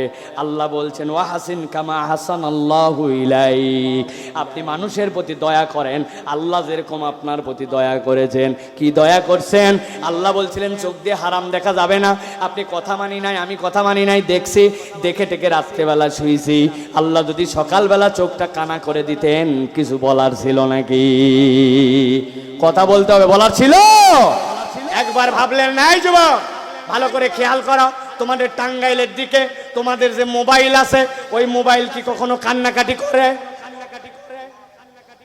মোবাইল কান্দে আপনাদের? কান্দে না? আমাদের ঢাকায় মোবাইল কান্দে, যেই না 10%-এর নিচে চার্জ এসে যায়, সাথে সাথে মোবাইল কত কত কত কত কত কত কত কত করে, করে কিনা? আপনার মোবাইলে 5000 মিলিঅ্যাম্পিয়ারের ব্যাটারি, কিন্তু 10%-এর নিচে 24 ঘন্টায় চার্জ না দিলে আর মোবাইল দেখা যায় না। কিন্তু আপনার চোখ যেইটা প্রত্যেক দিন 22,000 বার খুললেন আর বন্ধ করলেন, আল্লাহর কথাও শুনলেন না, যা দেখতে বসে দেখলেন না, কোরআনটা খুলে দেখলেন না। আল্লাহ বলছেন ওয়া হাসিন কামা আহসানাল্লাহু ইলাইক, তারপরে আল্লাহ তোমারে অন্ধ বানায় দেন নাই, কানটাকে বন্ধ করে দেন নাই, তোমার হাতটাকে অচল করে দেন নাই। তোমার প্রতি আল্লাহ যে দয়া করলেন, আল্লাহ তোমার দায়িত্ব দিলেন, তুমিও বান্দার প্রতি দয়া করো। সুবহানাল্লাহ। কিন্তু আমরা এক বান্দা আরেক বান্দার প্রতি দয়া করি না, মায়া নাই আমাদের হৃদয়ের মধ্যে। কে খাইলো আর কে খাইলো না? নবী বলতেছেন আয়েশা রাদিয়াল্লাহু তাআলা নাকি আজকে যে গোশত রান্না হয়েছে দিয়ে আসো, বলি ইয়া রাসূলুল্লাহ গোশত হয়নি আজকে, আজকে হয়েছে যেইগুলা ছিল আমাদের পায়া, আমরা যে বলি যেইগুলারে নেহারি, ওই নেহারি তাও হাড্ডিয়ালা কেবল। নবীজি বললেন তোমাকে দায়িত্ব দেওয়া হলো, একটু ঝোল বাড়াইয়া দিয়া একটা হাড্ডি হলেও তোমার পরশিকে দাও। আপনার উমুকে খাওয়ার পায় না, তুমুকে বাঁচে না, অমুক মানুষটা বিপদে আছে, তারপরে ইমানদারের দিল নরম হয় না। আল্লাহ বলছেন আমি আল্লাহ যেরকম দয়া করলাম, এই দয়ার গুণ তোমার ভিতরে থাকা লাগবে, ঠিক কি না? দয়াদ্র হতে হবে আমাদেরকে প্রিয় ভাইরা, এটা আল্লাহ রাব্বুল আমিন দায়িত্ব দিয়েছেন। 5 নম্বরে আল্লাহ রাব্বুল আমিন বলছেন ভালো সময় তো আল্লাহর পক্ষে তুমি থাকবেই, কিন্তু সংকট কালেও আল্লাহর পথে তোমাকে অটল এবং অবিচল থাকতে হবে। এই সংকট মানে কি? এই সংকট মানে টাকার সংকট নয়, এই সংকট মানে কেবলমাত্র আপনার দুনিয়ায় এই রিজিকের সংকট নয়, সংকট মানে পুরা পৃথিবী ইসলামের বিপক্ষে চলে যেতে পারে। আপনার আল্লাহর হুকুম পালন করার ক্ষেত্রে বাধা আসতে পারে, কিন্তু তখনও আল্লাহমুখী আপনাকে হয়ে থাকতে হবে, এটা ঈমানদারের চরিত্র হবে, ঠিক কি না? আল্লাহ রাব্বুল আমিন বলছেন, হযরত লোকমান আলাইহিস সালাম বলেছেন ইয়া বুনাইয়া আকিমিস সালাহ, ও আমার সন্তান নামাজ কায়েম করো, ওয়া আমুর বিল মারুফ ওয়া নাহি আনিল মুনকার, ন্যায় কাজের আদেশ দাও, অন্যায় থেকে ফিরাও, ওয়াসবির আলা মা সাবাকা ইন্না যালিকা মিন আজমিল উমুর। আল্লাহ যা বলেছেন এর উপরে অটল অবিচল থাকো, এইটা সহজ কোনো কাজ নয়। অতএব ফজরের সময় আপনারা তো শোয়াবেই, কিন্তু কয়জন আল্লাহর উপরে ভরসা করে শপথ করে বলতে পারে 1000 শোয়ানোর চেষ্টা করো, আমি সব বাধা উপেক্ষা করে আল্লাহর ঘরের দিকে দৌড় লাগাবো? এইটা কি সহজ না কঠিন কাজ? ওয়াজ শোনা সহজ, আলোচনার সময় তাকবীর দেওয়া সহজ, কিন্তু আল্লাহর জন্য শপথ নেওয়া, আল্লাহর রাস্তায় টিকে থাকা অত সহজ নয়, ঠিক না? তাহলে বিপদ আসলেও আল্লাহর উপরে অটল এবং অবিচল থাকবো। মা বোনেরা, আপনারা বিপদ আসলে আল্লাহরে গালি দেন, কয় আল্লাহর সময় পাইল না। আমাদের যেদিন মাহফিল ওই দিনই আল্লাহর বৃষ্টি দেওয়া লাগে। আমি যেই দিন ধান নাড়ছি ওই দিনই আল্লাহ খালি বৃষ্টি দেখলো, অন্যদের ধান নাড়ার দিন বৃষ্টি দেখে না। বলে না ভাই, বলে না? খবরদার, খবরদার, এরকম কথা বলবেন না। আল্লাহ বলছেন পরীক্ষার সময় যে টিকে থাকে ওই তো প্রকৃত বান্দা, এটা তোমার ইমানের পরীক্ষা। অতএব আল্লাহর দিকে আপনাকে অটল অবিচল থাকতে হবে। 6 নম্বরে, কোনো মানুষকে অবজ্ঞা করা যাবে। আমরা অনেক মানুষের সাথে অবজ্ঞা ভরে আচরণ করি। আল্লাহ কোরআনে নিষেধ করেছেন, ওয়ালা তুসাইর খাদ্দাকা লিন-নাস ওয়ালা তামশি ফিল আরদি মারহা। আল্লাহ বলছেন খবরদার, কোন মানুষকে তুমি অবজ্ঞা করবে না। লোকটার জামা কাপড় ভালো না, চেহারা সুন্দর নয়, টাকা পয়সা সেরকম নাই, আপনার দলের লোক নয়, আপনার কাছে প্রজেক্ট আসছে, আপনার কাছে হাতে ক্ষমতা আছে, তখন আপনি তাকে কেয়ার করেন না, তাকে গুনেন না, তাকে দাম দেন না, অবজ্ঞা করেন। আপনার কাছে সম্মানিত একটা মানুষ আসলে যে ব্যবহার পায়, একজন ভ্যানওয়ালা আপনার ব্যবহার ওই রকম পায় না। আপনি অনেককে দেখলে আপনি বলেন, আর মুরব্বী একটা ভ্যানওয়ালা রিক্সাওয়ালা দেখলে তুই বলে সম্বোধন করেন। আল্লাহ বলছেন কোন ইমানদারের চরিত্র এরকম হবে না। আল্লাহ বলছেন ওয়ালা তুসাইর খাদ্দাকা লিন-নাস, খবরদার তোমার গালটাকে আল্লাহ বলছেন মানুষের জন্য কখনো যেন অবজ্ঞায় না নিয়ে যায়। ওয়ালা তামশি ফিল আরদি মারহা ইন্নাল্লাহা লা ইউহিব্বু কুল্লা মুখতালিন ফাখুর, জমিনের বুকে দম্ভ ভরে চলবে না। আল্লাহ বলছেন এই জমিন আল্লাহর, এখানে দম্ভ করে চলার অবস্থান তোমার নাই। ঠিক কি না? অনেক অহমিকা আমাদের। ছেলে 2টা ঢাকাতে চান্স পেয়ে গেছে, আগে কিছু ছিল না, এখন একটুখানি হইছে। আগে অপরের জমি আবাদ করত, এখন নিজের কয় বিঘা জমি হইছে, তার ঠেলায় এলাকাবাসী বাঁচে না। কি হনুরে ধরাকে সরা জ্ঞান করে, আছে কিনা? আমাদের সমাজে এরকম অজস্র মানুষ আছেন। প্রিয় ভাইয়েরা, আল্লাহ বলছেন মানুষকে অবজ্ঞা করা যাবে না, আর জমিনে অহংকার করা যাবে না। যেই জমিন আল্লাহ, আল্লাহ বলছেন ওই জমিন ছিদ্র করে ঢুকে দিতে পারবি? তুই যে ভাব মারিস, এরকম করে চলিস। আমাদের অনেক ইয়াংরা, যুবকরা টাঙ্গাইল শহরে গিয়েছে, যাওয়ার পরে একটা জুতা কিনছে একটু দামি, 1500-1600, প্যান্ট কিনছে জিন্সের, এখানে ফুটা ওখানে ফাড়া, মনে করছে এটাই স্টাইল। গায়ের মধ্যে দিছে পোলো টি-শার্ট, দেওয়ার পরে আর সিনেকে চশমা লাগায় চলাফেরার ঢং দেখলে মনে হয় এর থেকে আদর্শ বেয়াদব আর এই এলাকায় নাই। আছে কিনা ভাই? খবরদার। আর একটা কথা মনে রাখবেন, মানুষকে অবজ্ঞার আরেকটা স্তর পিতা মাতাকে অবজ্ঞা করা। সন্তান একটু কিছু হওয়ার পরে, কিছু না হওয়ার পরে বাপ মাকে ঝাড়ি দিয়ে কথা বলে, গালি দিয়ে কথা বলে। পিতা মাতা, আগে সন্তানরা পিতা মাতাকে ভয় করত, এখন সন্তানের দুর্ব্যবহারের কারণে বাপ মা উল্টা সন্তানকে ভয় করে। ফোন দিছে, কই আছিস? হাটাইল, এত রাত হয়ে গেছে বাপ, এখন কি এত রাত্রে বাইরে থাকে? কখন আসতে হবে জানা আছে আমার, বেশি উল্টা পাল্টা কথা বলবে না। বলে কি না? বাপ মা ভয়ে বলছে বাবা তোর যখন মন চাই তখন আসিস, কিন্তু তাও বাড়িতে আসিস। বাপ মা ভয়ে থাকে, আতঙ্কে থাকে। এরকম বেয়াদব পিতা মাতাকে অবজ্ঞা করে সন্তান আপনাদের এলাকায় আছে? আসতে বলবেন না, আছে? আল্লাহ রাব্বুল আমিন বলছেন তুমি এখনো তাহলে মানুষ হতে পারো নাই, তুমি নবীর চরিত্রে আসতে পারো নাই।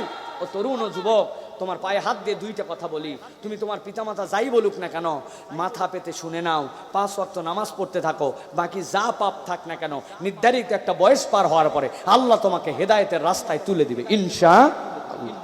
কিন্তু তুমি যদি পিতামাতার সাথে বেয়াদবি করে নামাজ ছেড়ে দাও, তুমি দুনিয়ার যত ভাব মারো, তোমার দুনিয়াও সাকসেস নাই, পরকাল তো নাই। এটা লিখে রাখো প্রিয় ভাইয়েরা। আল্লাহ আমাদেরকে বোঝার তৌফিক দান করেন প্রিয় ভাইয়েরা। আল্লাহ এরপরে বলছেন 7 নম্বরে, কণ্ঠস্বরটাকে নিচু রাখো। আল্লাহ বলছেন ওয়াকসিদ ফি মাশিকা ওয়াকদুত মিন সাউতিকা ইন্না আনকারাল আসওয়াতি লা সাউতুল হামির। আল্লাহ বলছেন দুনিয়ার সবচেয়ে বাজে ডাক তো ওই ঘোড়া চিহি চিহি করে যে ডাক দেয় গাধা। তুমি ইমানদার হিসাবে তুমি কেন চিৎকার করবে, চেঁচামেচি করবে খালি? অনেকেই আছে আস্তে কথা তার নাই, যখনই 2 জন বন্ধু কথা বলে, হোটেলের মধ্যে যায় বসছে, যাওয়ার পরে 5 জন মিলে চা খাচ্ছে, ওই হোটেলে আরো 10 জন আছে, বন্ধু উঠছে, পুরা বাসে 52টা সিট, লোক আছে 60 জন, কিন্তু ওই 4 জন এমন ভাবে চিল্লাচ্ছে, এমন ভাবে কথা বলতেছে, এমন ভাব যেন উনা নাই দুনিয়ায়, সব বোঝার কেউ বোঝে না।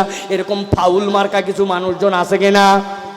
খবরদার, আল্লাহ বলছেন চিৎকার চেঁচামেচি করো না, কথাবার্তা যদি বলো ঠিক মতো, তুমি আর কত চেঁচাবে? দুনিয়ার সবচেয়ে চেঁচাই তো গাধা, গাধারটা তো শুনতে ভালো লাগে না। অতএব আল্লাহ মানুষের মুখ দিয়ে বললেন এইটা চেঁচানোর জন্য আল্লাহ দেন নাই, এইটা নম্র স্বরে ভদ্রভাবে কথা বলার জন্য দিয়েছেন, ঠিক না? ভাই রে কপাল, আজকে এক ভিডিও দেখছি ভাই, ক্লাসরুমে ছাত্র শিক্ষককে চড়াচ্ছে, ছাত্র শিক্ষককে চড়ায়। আহারে আল্লাহু আকবার, সমাজ কোথায় চলে গেল প্রিয় ভাইরা? অতএব আমাদেরকে এখান থেকে সাবধান হতে হবে। 8 নম্বরে আল্লাহ বলছেন মন্দের বিপরীতে তোমাকে ভালো করতে হবে। মন্দ একটা হইছে, তুমি আরেকটা মন্দ সেই জায়গায় দিয়ে দিলে, এরকম নয়। তুই আমার একটা গাছ কাটছিস, দেখ তোর 5টা গাছ কাটে দেখাবো। তুই আমার একটা ঠ্যাং ভাঙছিস, তো 2টা ভাঙবো। ইমানদারের চরিত্র এরকম হবে না।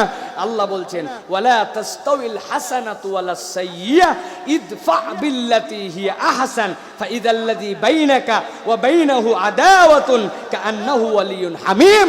আল্লাহ বলছেন কোথাও যদি কোনো একটা অন্যায় হয়, তুমি একটা ন্যায় দিয়ে সেটাকে প্রতিহত করো। কোনো এক জায়গায় গান হতো, আপনি গান ভাঙ্গার জন্য যায়েন না, ওটা নিষেধ করেন, মানা করেন, কিন্তু আপনি পারলে ওই গানের আশপাশে 5টা তাফসীর মাহফিল কায়েম করেন। আজকে এই জায়গাতে অন্য কিছু হতে পারত, এলাকার যুবক মুরব্বীরা মিলে কোরআনের কথা শোনাচ্ছেন বলে এই জায়গাতে বাজে কিছু হয় না, ঠিক কি না? কিন্তু আমরা তো দেখতে পাই যে এই মানুষ কোরআনের ময়দানে আসলো, ওদেরই বাড়িতে যখন বিয়ে লাগবে, বিয়ের 2 দিন আগের থেকে ঢিষ্টি ঢিষ্টি ঢিষ্টি ঢিষ্টি শুরু হয়ে যাবে। আছে আপনাদের এলাকায়? কেন ভাই? মুসলমানের বিয়েতে আপনি কেমন করে গান বাদ্য বাজান? মুসলমানের বিয়ে ইজাব আর কবুল, অলিমা আর একটা বরকতপূর্ণ পরিবেশ, কিন্তু সেইগুলা বাদ দিয়া হলুদ মেহেন্দি গা গোসল করা আগে পরে যা আছে এগুলো একটা ইসলামের প্রোগ্রাম নয়, এইগুলো সব বাতিল প্রোগ্রাম। অথচ সেইগুলাতে আমাদের বাচ্চা কাচ্চা সমাজ, সেখানে আমরা ডুবে গেছি। আমরা মাঝে মাঝে দেখি কেউ কেউ আছে যারা মসজিদে যায় একটুখানি কালেমাটা পড়ে, এতে আমরা খুশি হই, কিন্তু এর আগে পিছে যে গান বাজনা করে ইসলামের যতগুলা পথ পদ্ধতি আছে এইগুলাকে পা দিয়ে লুটায় ডোবায় দেয়, এরাই আবার আপনার আমার আইডল, এরাই আপনার আমার আদর্শ, ঠিক কি না? আমরা ভিডিও করার পরে ছাড়ার পরে 5 দিনে 5 লাখ লোক দেখে না, আর ওদের ভিডিও 15 মিনিটে 15 মিলিয়ন লোক দেখে ফেলে। কারা দেখে? হিন্দুরা, খ্রিস্টানরা, অন্যরা, আপনার আমার সন্তানেরাই দেখে। ওরা মনে করে এরা আমাদের আইডল। আছে না ভাই? খবরদার। এই জন্য আল্লাহ বলছেন মন্দের বিপরীতে ভালো করতে হবে, আমাদের খারাপকে নেক দিয়ে প্রতিহত করতে হবে। আল্লাহ বলছেন কি হবে জানো? ফাইদাল্লাযী বাইনাকা ওয়া বাইনাহু আদাওয়াতুন, তোমাদের মধ্যে যদি বিরোধ থাকে, আল্লাহ তোমাদের এই ভালোটা করার কারণে অকল্যাণের বিপরীতে আল্লাহ তোমাদেরকে অন্তরঙ্গ বন্ধু বানায় দিবেন। সুবহানাল্লাহ বিহামদি। তাহলে আমরা প্রত্যেকে একটা শপথ নিতে পারি যে আমরা আমাদের সাধ্যের মধ্যে একটা না একটা ভালো কাজ করব। রাজি আছেন? হাত তোলেন, আল্লাহকে দেখান। ঘুমায় গেছেন আপনারা? হাত তোলেন, নিজে চিন্তা করেন কি ভালো কাজ করবেন। আমি কয়েকটা পরামর্শ দিব, একটা প্ল্যান করেন, আমি একটা ভালো কাজ করবই ইনশাআল্লাহ। হাত নামান। যারা কিচ্ছু খুঁজে পান নাই তাদের জন্য একটা কথা বলি, নবী সাল্লাল্লাহু আলাইহি ওয়াসাল্লাম বলছেন তোমার যদি একটা কবুল সদাকা থাকে, এটা জান্নাতে যাওয়ার জন্য তোমার যথেষ্ট হয়ে যেতে পারে। কবুল সদাকা কি? 2 রাকাত নামাজ এমনি পড়ি নাই, বলতে পারি না আমার নামাজ কবুল, রোজা কবুল, কিন্তু নবীজি বলছেন আল কালিমাতু তাইয়্যিবাতু সদাকা। যখন অপর ভাইয়ের সাথে দেখা হবে, সালাম দেওয়ার পরে গোমরা মুখে, মুখ ভার করে না বলে হাসি মুখে বলছেন কেমন আছেন ভাই। এই যে দাঁতটা বের করে দিতেন জোর করে, বইয়ের সাথে গন্ডগোল করে আইছেন, বাজারের পয়সা নাই, শরীরটা ভালো না, এইগুলারে পাত্তা দেন নাই। ওই ভাইয়ের সাথে কথা বলার সময় খুশি মনে দাঁত বের করছেন জোর করে, কেমন আছেন ভাই, শরীরটা ভালো, সব ঠিক চলছে, আল্লাহ আপনাকে ভালো রাখুক, আমার জন্য দোয়া করেন।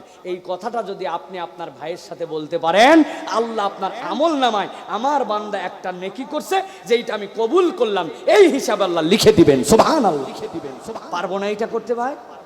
আমরা তো ভাই হেভি টাইট মুডে থাকি, একবার আসসালামু আলাইকুম তাকানোর সময় নাই মুখের দিকে, এরকম আছে না আমাদের প্রিয় ভাইয়েরা?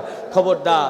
অতএব আমরা নেক কাজ করার জন্য চেষ্টা করব প্রিয় ভাইয়েরা। টার্গেট করবে ইয়াংরা নিজের মধ্যে, আজকে 15 জনকে সালাম দিব, আজকে আমাদের মসজিদে ইমাম আর মুয়াজ্জিন খাবল মসজিদ পরিষ্কার করবেন। আমরা 10টা বন্ধু মিলে বুধবার দিন বৃহস্পতিবার দিন যে আমাদের মসজিদের ফ্যানগুলা মুছে দিব, জানলা দরজা পরিষ্কার করব।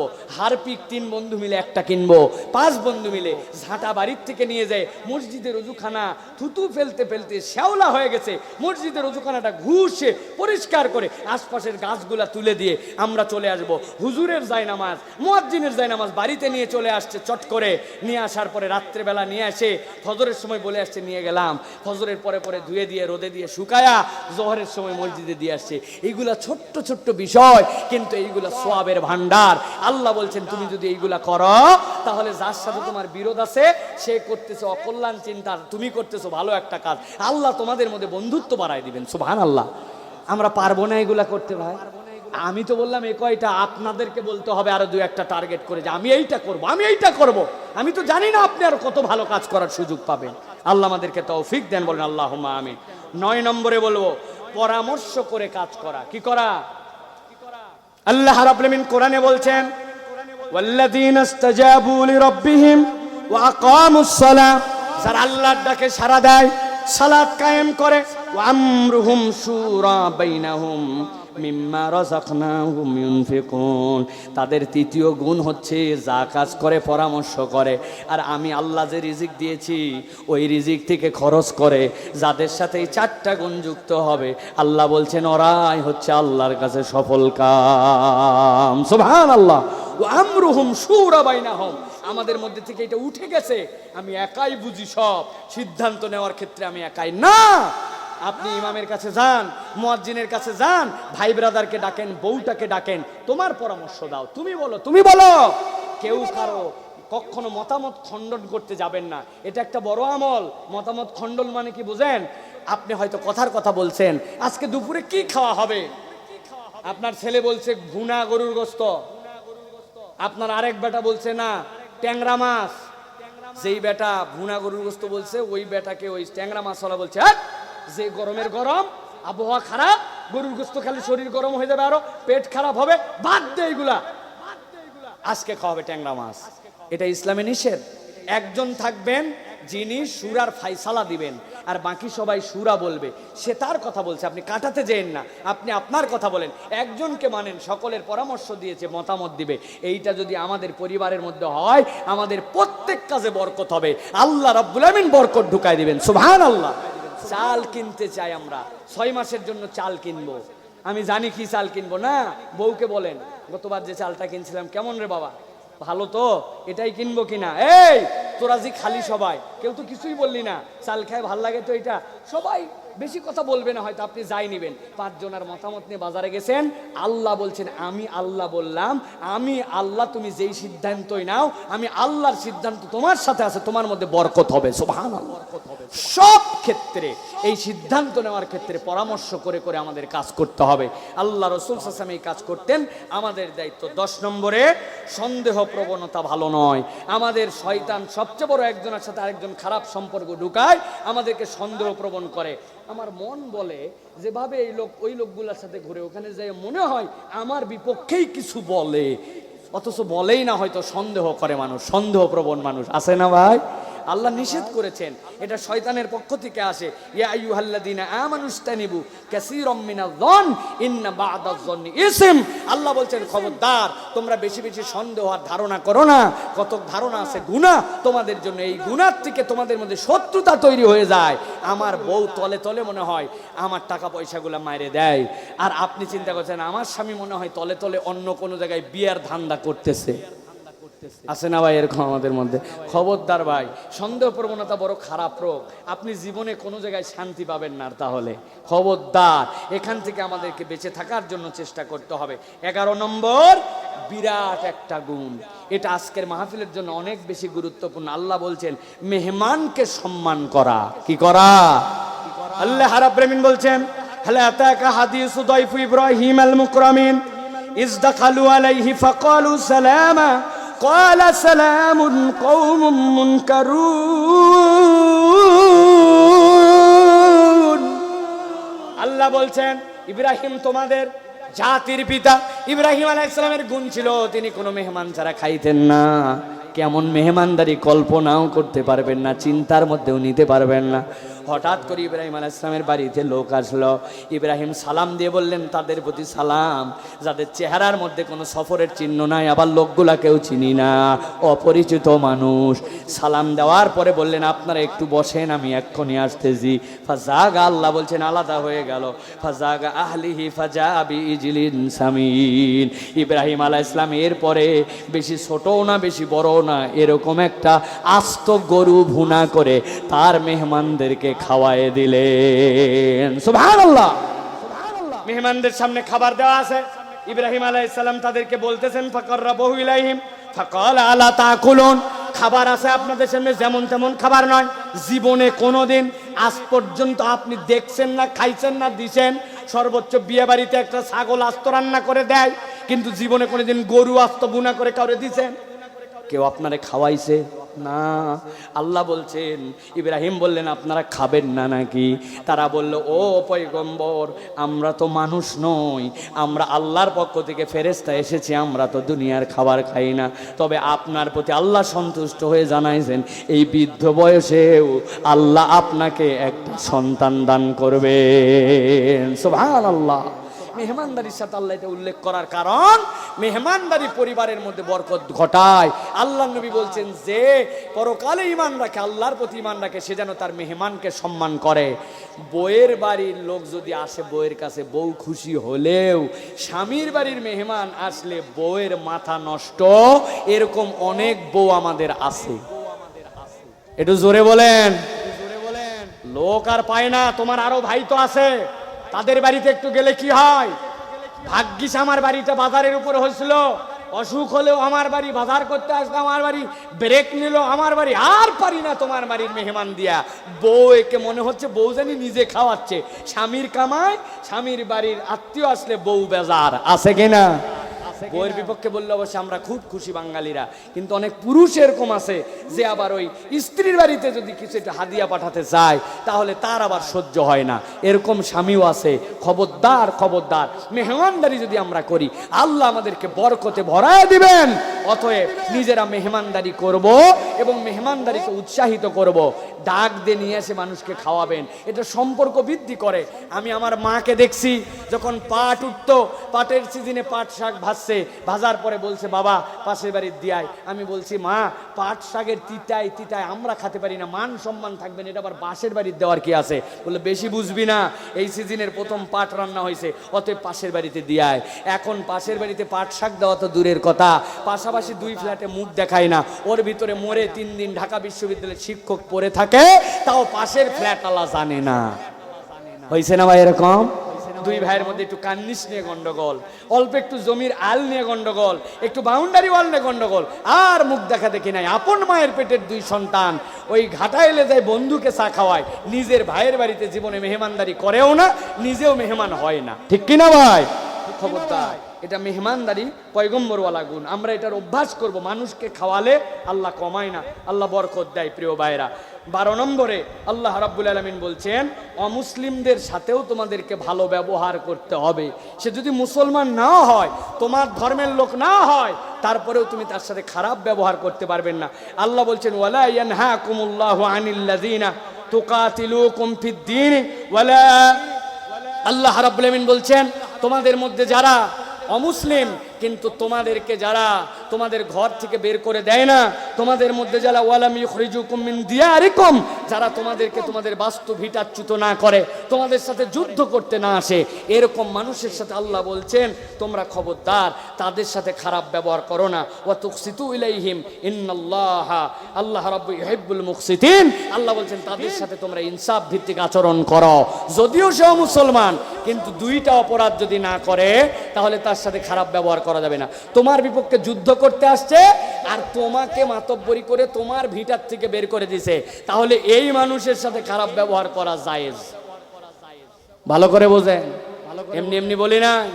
যেই ফিলিস্তিনিরা আজকে তাদের ভূখণ্ডে ছিল, সেই ফিলিস্তিনিদেরকে সেখান থেকে তারা উৎখাত করে দিছে, সেই জায়গাতে তাদেরকে থাকতে দেয় না, তাদেরকে হত্যা করে। আর তারা তাদের অধিকার প্রতিষ্ঠিত করার জন্য যখন তাদের প্রতি আক্রমণ করতে যায়, অনেক কপাল পড়া মুসলমান তখন সেটাকে দেখতে পায় সহিংসতা। এদের থেকে কপাল পড়া মুসলমান আর দুনিয়ায় নাই, ঠিক কিনা? প্রিয় ভাইরা, ভালো করে জানেন, কিন্তু সে যদি আপনার সাথে যুদ্ধ না করতে আসে, আপনার সাথে তার জমি জমার সংক্রান্ত কোনো মারামারি নাই, তাহলে কোনো অমুসলমানের সাথে আপনি বেইনসাফ করতে পারবেন না, আদালতহীন হতে পারবেন না। তার প্রতি আপনাকে ইনসাফ করতে হবে, সুন্দর কথা বলতে হবে। এটা ইসলামের সৌন্দর্য। ইসলাম কখনো অস্ত্র দিয়ে বিজয়ী হয় নাই, ইসলাম বিজয়ী হয়েছে দুনিয়ার বুকে ইসলামের চারিত্রিক সৌন্দর্য দিয়া, ঠিক কিনা? অতএব প্রিয় ভাইরা, অমুসলমানরা যেন আপনাদের আচরণে আমাদের আচরণে কষ্ট না পায়। কি আর বলবো, মুসলমানদের আচরণের অবস্থা এমনই খারাপ। ইউরোপে যাওয়ার পরে ইউরোপিয়ানরা আমাদের ইলিশ মাছ, আমাদের যে বড় বড় গলদা চিংড়ি পছন্দ করে, কিন্তু ওরা অবাক হয়েছে বাংলাদেশের যে গলদা চিংড়ি, ওই গলদা চিংড়ির পেটের মধ্যে ডিমের পরিবর্তে প্লাস্টিক, আর ওই ইলিশ মাছের পেটের মধ্যে ডিমের পরিবর্তে বড় বড় এইরকম সাইজের লোহার সুন্দর সুন্দর ব্যাটারির মতো মাপের লোহা পেটের মধ্যে। ওরা চিন্তা করছে কি আজীব দেশ, যেখানে গলদা চিংড়ির পেটে প্লাস্টিক হয় আর ইলিশ মাছের পেটের মধ্যে লোহা হয়। আসলে কি এইগুলো হয় ভাই? না, এগুলো আমরা ঢুকাই, এগুলো ঢুকাই আর ধোকা দেই আমরা, ধোকাবাজ আর ধোকাবাজ আমরা, প্রিয় ভাইরা। অতএব আমরা অনেক সময় অমুসলমানদের মধ্যে ইসলামের আদর্শ দেখি, আর মুসলমানদের মধ্যে আমরা এই নীতি নৈতিকতা দেখতে পাই না। অতএব খবরদার, আমাদের চরিত্র দিয়ে যেন ইসলামকে কলুষিত না করে। আপনাকে মনে রাখতে হবে, আপনার আমার কোনো খারাপ আদর্শের কারণে যদি ইসলাম গালি খায়, আল্লাহর কাছে বিচার আপনার পাওয়া লাগবে। এক মানুষ বলছিল, মক্কা শরীফে এক ছেলে খারাপ ব্যবহার করছে তার সাথে, রাগের মাথায় বলছে মক্কার সব ছেলেগুলাই খারাপ। রাত্রেবেলা মুহাম্মদ সাল্লাল্লাহু আলাইহি ওয়াসাল্লামের কণ্ঠ শুনতে পেয়েছে, দেখতে পায় না, বলছে ও হাজী সাহেব, মক্কায় এসে একটা ছেলের দুর্ব্যবহারে বললেন মক্কার সব ছেলেগুলাই খারাপ। আমি মুহাম্মদ সাল্লাল্লাহু আলাইহি ওয়াসাল্লাম তো মক্কার বাসিন্দা ছিলাম, আপনি কেমনে এই কথাটা বললেন? গালি তো আমার উপরেও আসে। হজ করে আসার পরে হাজীকে বলছে হাজীগুলাই বদমাইশ, হাজীগুলাই পাজি হয়। আবু বকর হাজী, ওমর হাজী, খাদিজা হাজী। ভালো করে মনে রাখেন, আয়েশা রাদিয়াল্লাহু তাআলা হাজী, খাদিজা হাজী নন। তিনি হজের আগেই দুনিয়াতে চলে গেছেন। কিন্তু এই সকল সাহাবায়ে কেরামের গালিও তার উপরে যাবে আপনার কারণে। হাজিরাই সব খারাপ যদি বলে, হাজিরাই, ভালো করে বুঝেন, দাড়িওয়ালাগুলা বদমাইশ হয়, এই কথা যদি বলে, মুহাম্মদ সাল্লাল্লাহু আলাইহি ওয়াসাল্লামের দাড়ি ছিল। অথবা আপনাকে আমাকে ইসলামের প্রতিটা বিধান পালন করার ক্ষেত্রে সচেতন হতে হবে। আল্লাহ বোঝার তৌফিক দান করেন। এরপরে আপনাদের জন্য 14 নম্বর বলবো, আল্লাহ রাব্বুল আমিন বলছেন ভিক্ষুককে ধমক দিও না। ভিক্ষা দিতে পারছি না, ডিস্টার্ব করছে হয়তো, আল্লাহ বলছেন তাও তারে ধমক দিও না। তোমার যদি দেওয়ার কিছু না থাকে, আদর করে বলো এখন দিতে পারলাম না, দোয়া করি অন্য কারো কাছ থেকে তুমি পেও, কিন্তু সব ব্যাকল কোথাকার, কখন চাইতে হয় হুঁশ নাই, বারবার চাস কেন, এটা একটা টাউট চাই, এই ভিক্ষা করা এর অভ্যাস, এত কথা আপনার বলার দরকার নাই। ও আম্মা সাইলা ফালা তানহার, ভিক্ষুককে যেন আমরা যে চাই যে সায়েল করে, তার সাথে না পারলে উত্তম ব্যবহার করব, কিন্তু কখনো দুর্ব্যবহার করব না। পরিবারের মধ্যে বরকত কমে যাওয়ার জন্য অন্যতম কারণ ভিক্ষুককে ভিক্ষা না দেওয়া। গল্প সবাই জানেন, এক মহিলাকে ভিক্ষা চাওয়ার পরে বলছে মাফ করো, ও বলছে বাবা মাফ করতে পারবো না, তোর বাড়িতে ছাই থাকলে একটু ছাই দে, তাও তোর দেওয়ার অভ্যাস হোক। যেন দিতে হলে কষ্ট করতে হয় না, একটু দেওয়ার জন্য চেষ্টা করতে হবে। সর্বশেষ আপনাদের জন্য বলবো ভাই, এটা আমাদের জন্য সাংঘাতিক। এখন আমরা একজন আরেকজনকে উপহাস করি, এই উপহাস করা যাবে না, এটা একটা সাংঘাতিক খারাপ গুণ। আল্লাহ বলছে ইয়া আইয়ুহাল্লাযীনা আমানু লা ইয়াসখার কওমুম মিন কওমিন আসা আন ইয়াকুনু খায়রাম মিনহুম ওয়ালা নিসাউম মিন নিসাইন আসা আন ইয়াকুননা খায়রাম মিনহুন্না। তোমরা এক দল আরেক দলকে কখনো খোঁটা দিয়ে কথা বলো না, কখনো উপহাস করো না। গোষ্ঠী বান্ধে উপহাস করে, এই উপহাস সাংঘাতিক। 3 বন্ধু এক জায়গায় হলে 2 বন্ধু নিয়ে বাজে কথা বলে। আপনি মনে রাখবেন, সেই 3 বন্ধু এখন 2 বন্ধুর ব্যাপারে বাজে কথা বলতেছে, ওই বন্ধু যখন অপরের কাছে যাবে সে নিশ্চিত আপনার ব্যাপারে উপহাস করবে। আল্লাহ উপহাস অপছন্দ করেন। খবরদার, আমরা কেউ কাউকে ছোট, কেউ কাউকে উপহাস করতে যাব না। মূর্খের দল, বুঝে না সুঝে না, তোর বংশের তো কোনো পড়ালেখাই নাই, বলে না অনেক সময় ভাই, কি উপহাস করি আমরা অল্পতে অল্পতে। তোর বাপ দাদার গোষ্ঠীতে কোনোদিন কারো 10 বিঘা ভিটা ছিল রে, মাটি ছিল রে, এরকম করে অল্পতে গরম মারি আমরা। বউয়েরা পর্যন্ত এক পয়সা, তোর স্বামী তোকে আর কি দিছে, আমার বিয়ের সময় শ্বশুর বাড়িতে 2 হাতের বালা গলার মালা এ দিছে, তোদের বংশই তো ফকিন্নি বংশ, দিবে আবার কি, বলে না। বেটার বউরে খোঁটা দেয়, ছেলের বউরে খোঁটা দেয়, নানানভাবে খোঁটা দেয়, উপহাস করা খবরদার, খবরদার। আল্লাহ বলছেন লা ইয়াসখার কওমুম মিন কওমিন। তুমি জানো না, আল্লাহ বলছেন যে এই পুরুষের ব্যাপারে তুমি খোঁটা দিচ্ছ, উপহাস করছো, আল্লাহর কাছে সে কবুল হয়ে গেছে। যে এই মেয়ের ব্যাপারে খারাপ বলছো, সে তোমার থেকে ভালো আল্লাহর কাছে পরিগণিত হয়েছে। সুবহানাল্লাহ। তাহলে আমরা কি উপহাস করব? আমার সাথে এবার 15টা পয়েন্ট ভালো করে সকলে মনে করার জন্য আরেকবার বলি। 1 নম্বর, আমরা কখনো 9টা খারাপ চরিত্র যার মধ্যে আছে তাদের অনুসরণ করব না। আমরা নম্র কথা বলবো, লজ্জা এবং শালীনতার সাথে চলাফেরা করব, মানুষের প্রতি দয়া করব, এরপরে সংকটকালেও আল্লাহর প্রতি মজবুত থাকব, মানুষকে অবজ্ঞা করব না, কণ্ঠস্বর নিচু রেখে সুন্দর করে কথা বলার চেষ্টা করব, মন্দের বিপরীতে ভালো করব, পরামর্শ করে কাজ করব, সন্দেহ করে একজন আরেকজনের প্রতি সন্দেহশীলতা এই অভ্যাস আমাদের থেকে দূর করে দিব, মেহমানের আপ্যায়ন করব, মেহমানদারি করব, এরপরে অমুসলমান হলেও তার সাথে ভালো আচরণ, ভিক্ষুককে ধমক দিব না, কাউকে উপহাস করব না। আর আল্লাহ রাব্বুল আলামিন যা অপছন্দ করেন কখনো নিজের জন্য তা পছন্দ করব না। আল্লাহ যেন আমাদেরকে এই গুণগুলা নিজেদের জীবনে আনার তৌফিক দান করেন, বলেন আল্লাহুম্মা আমিন।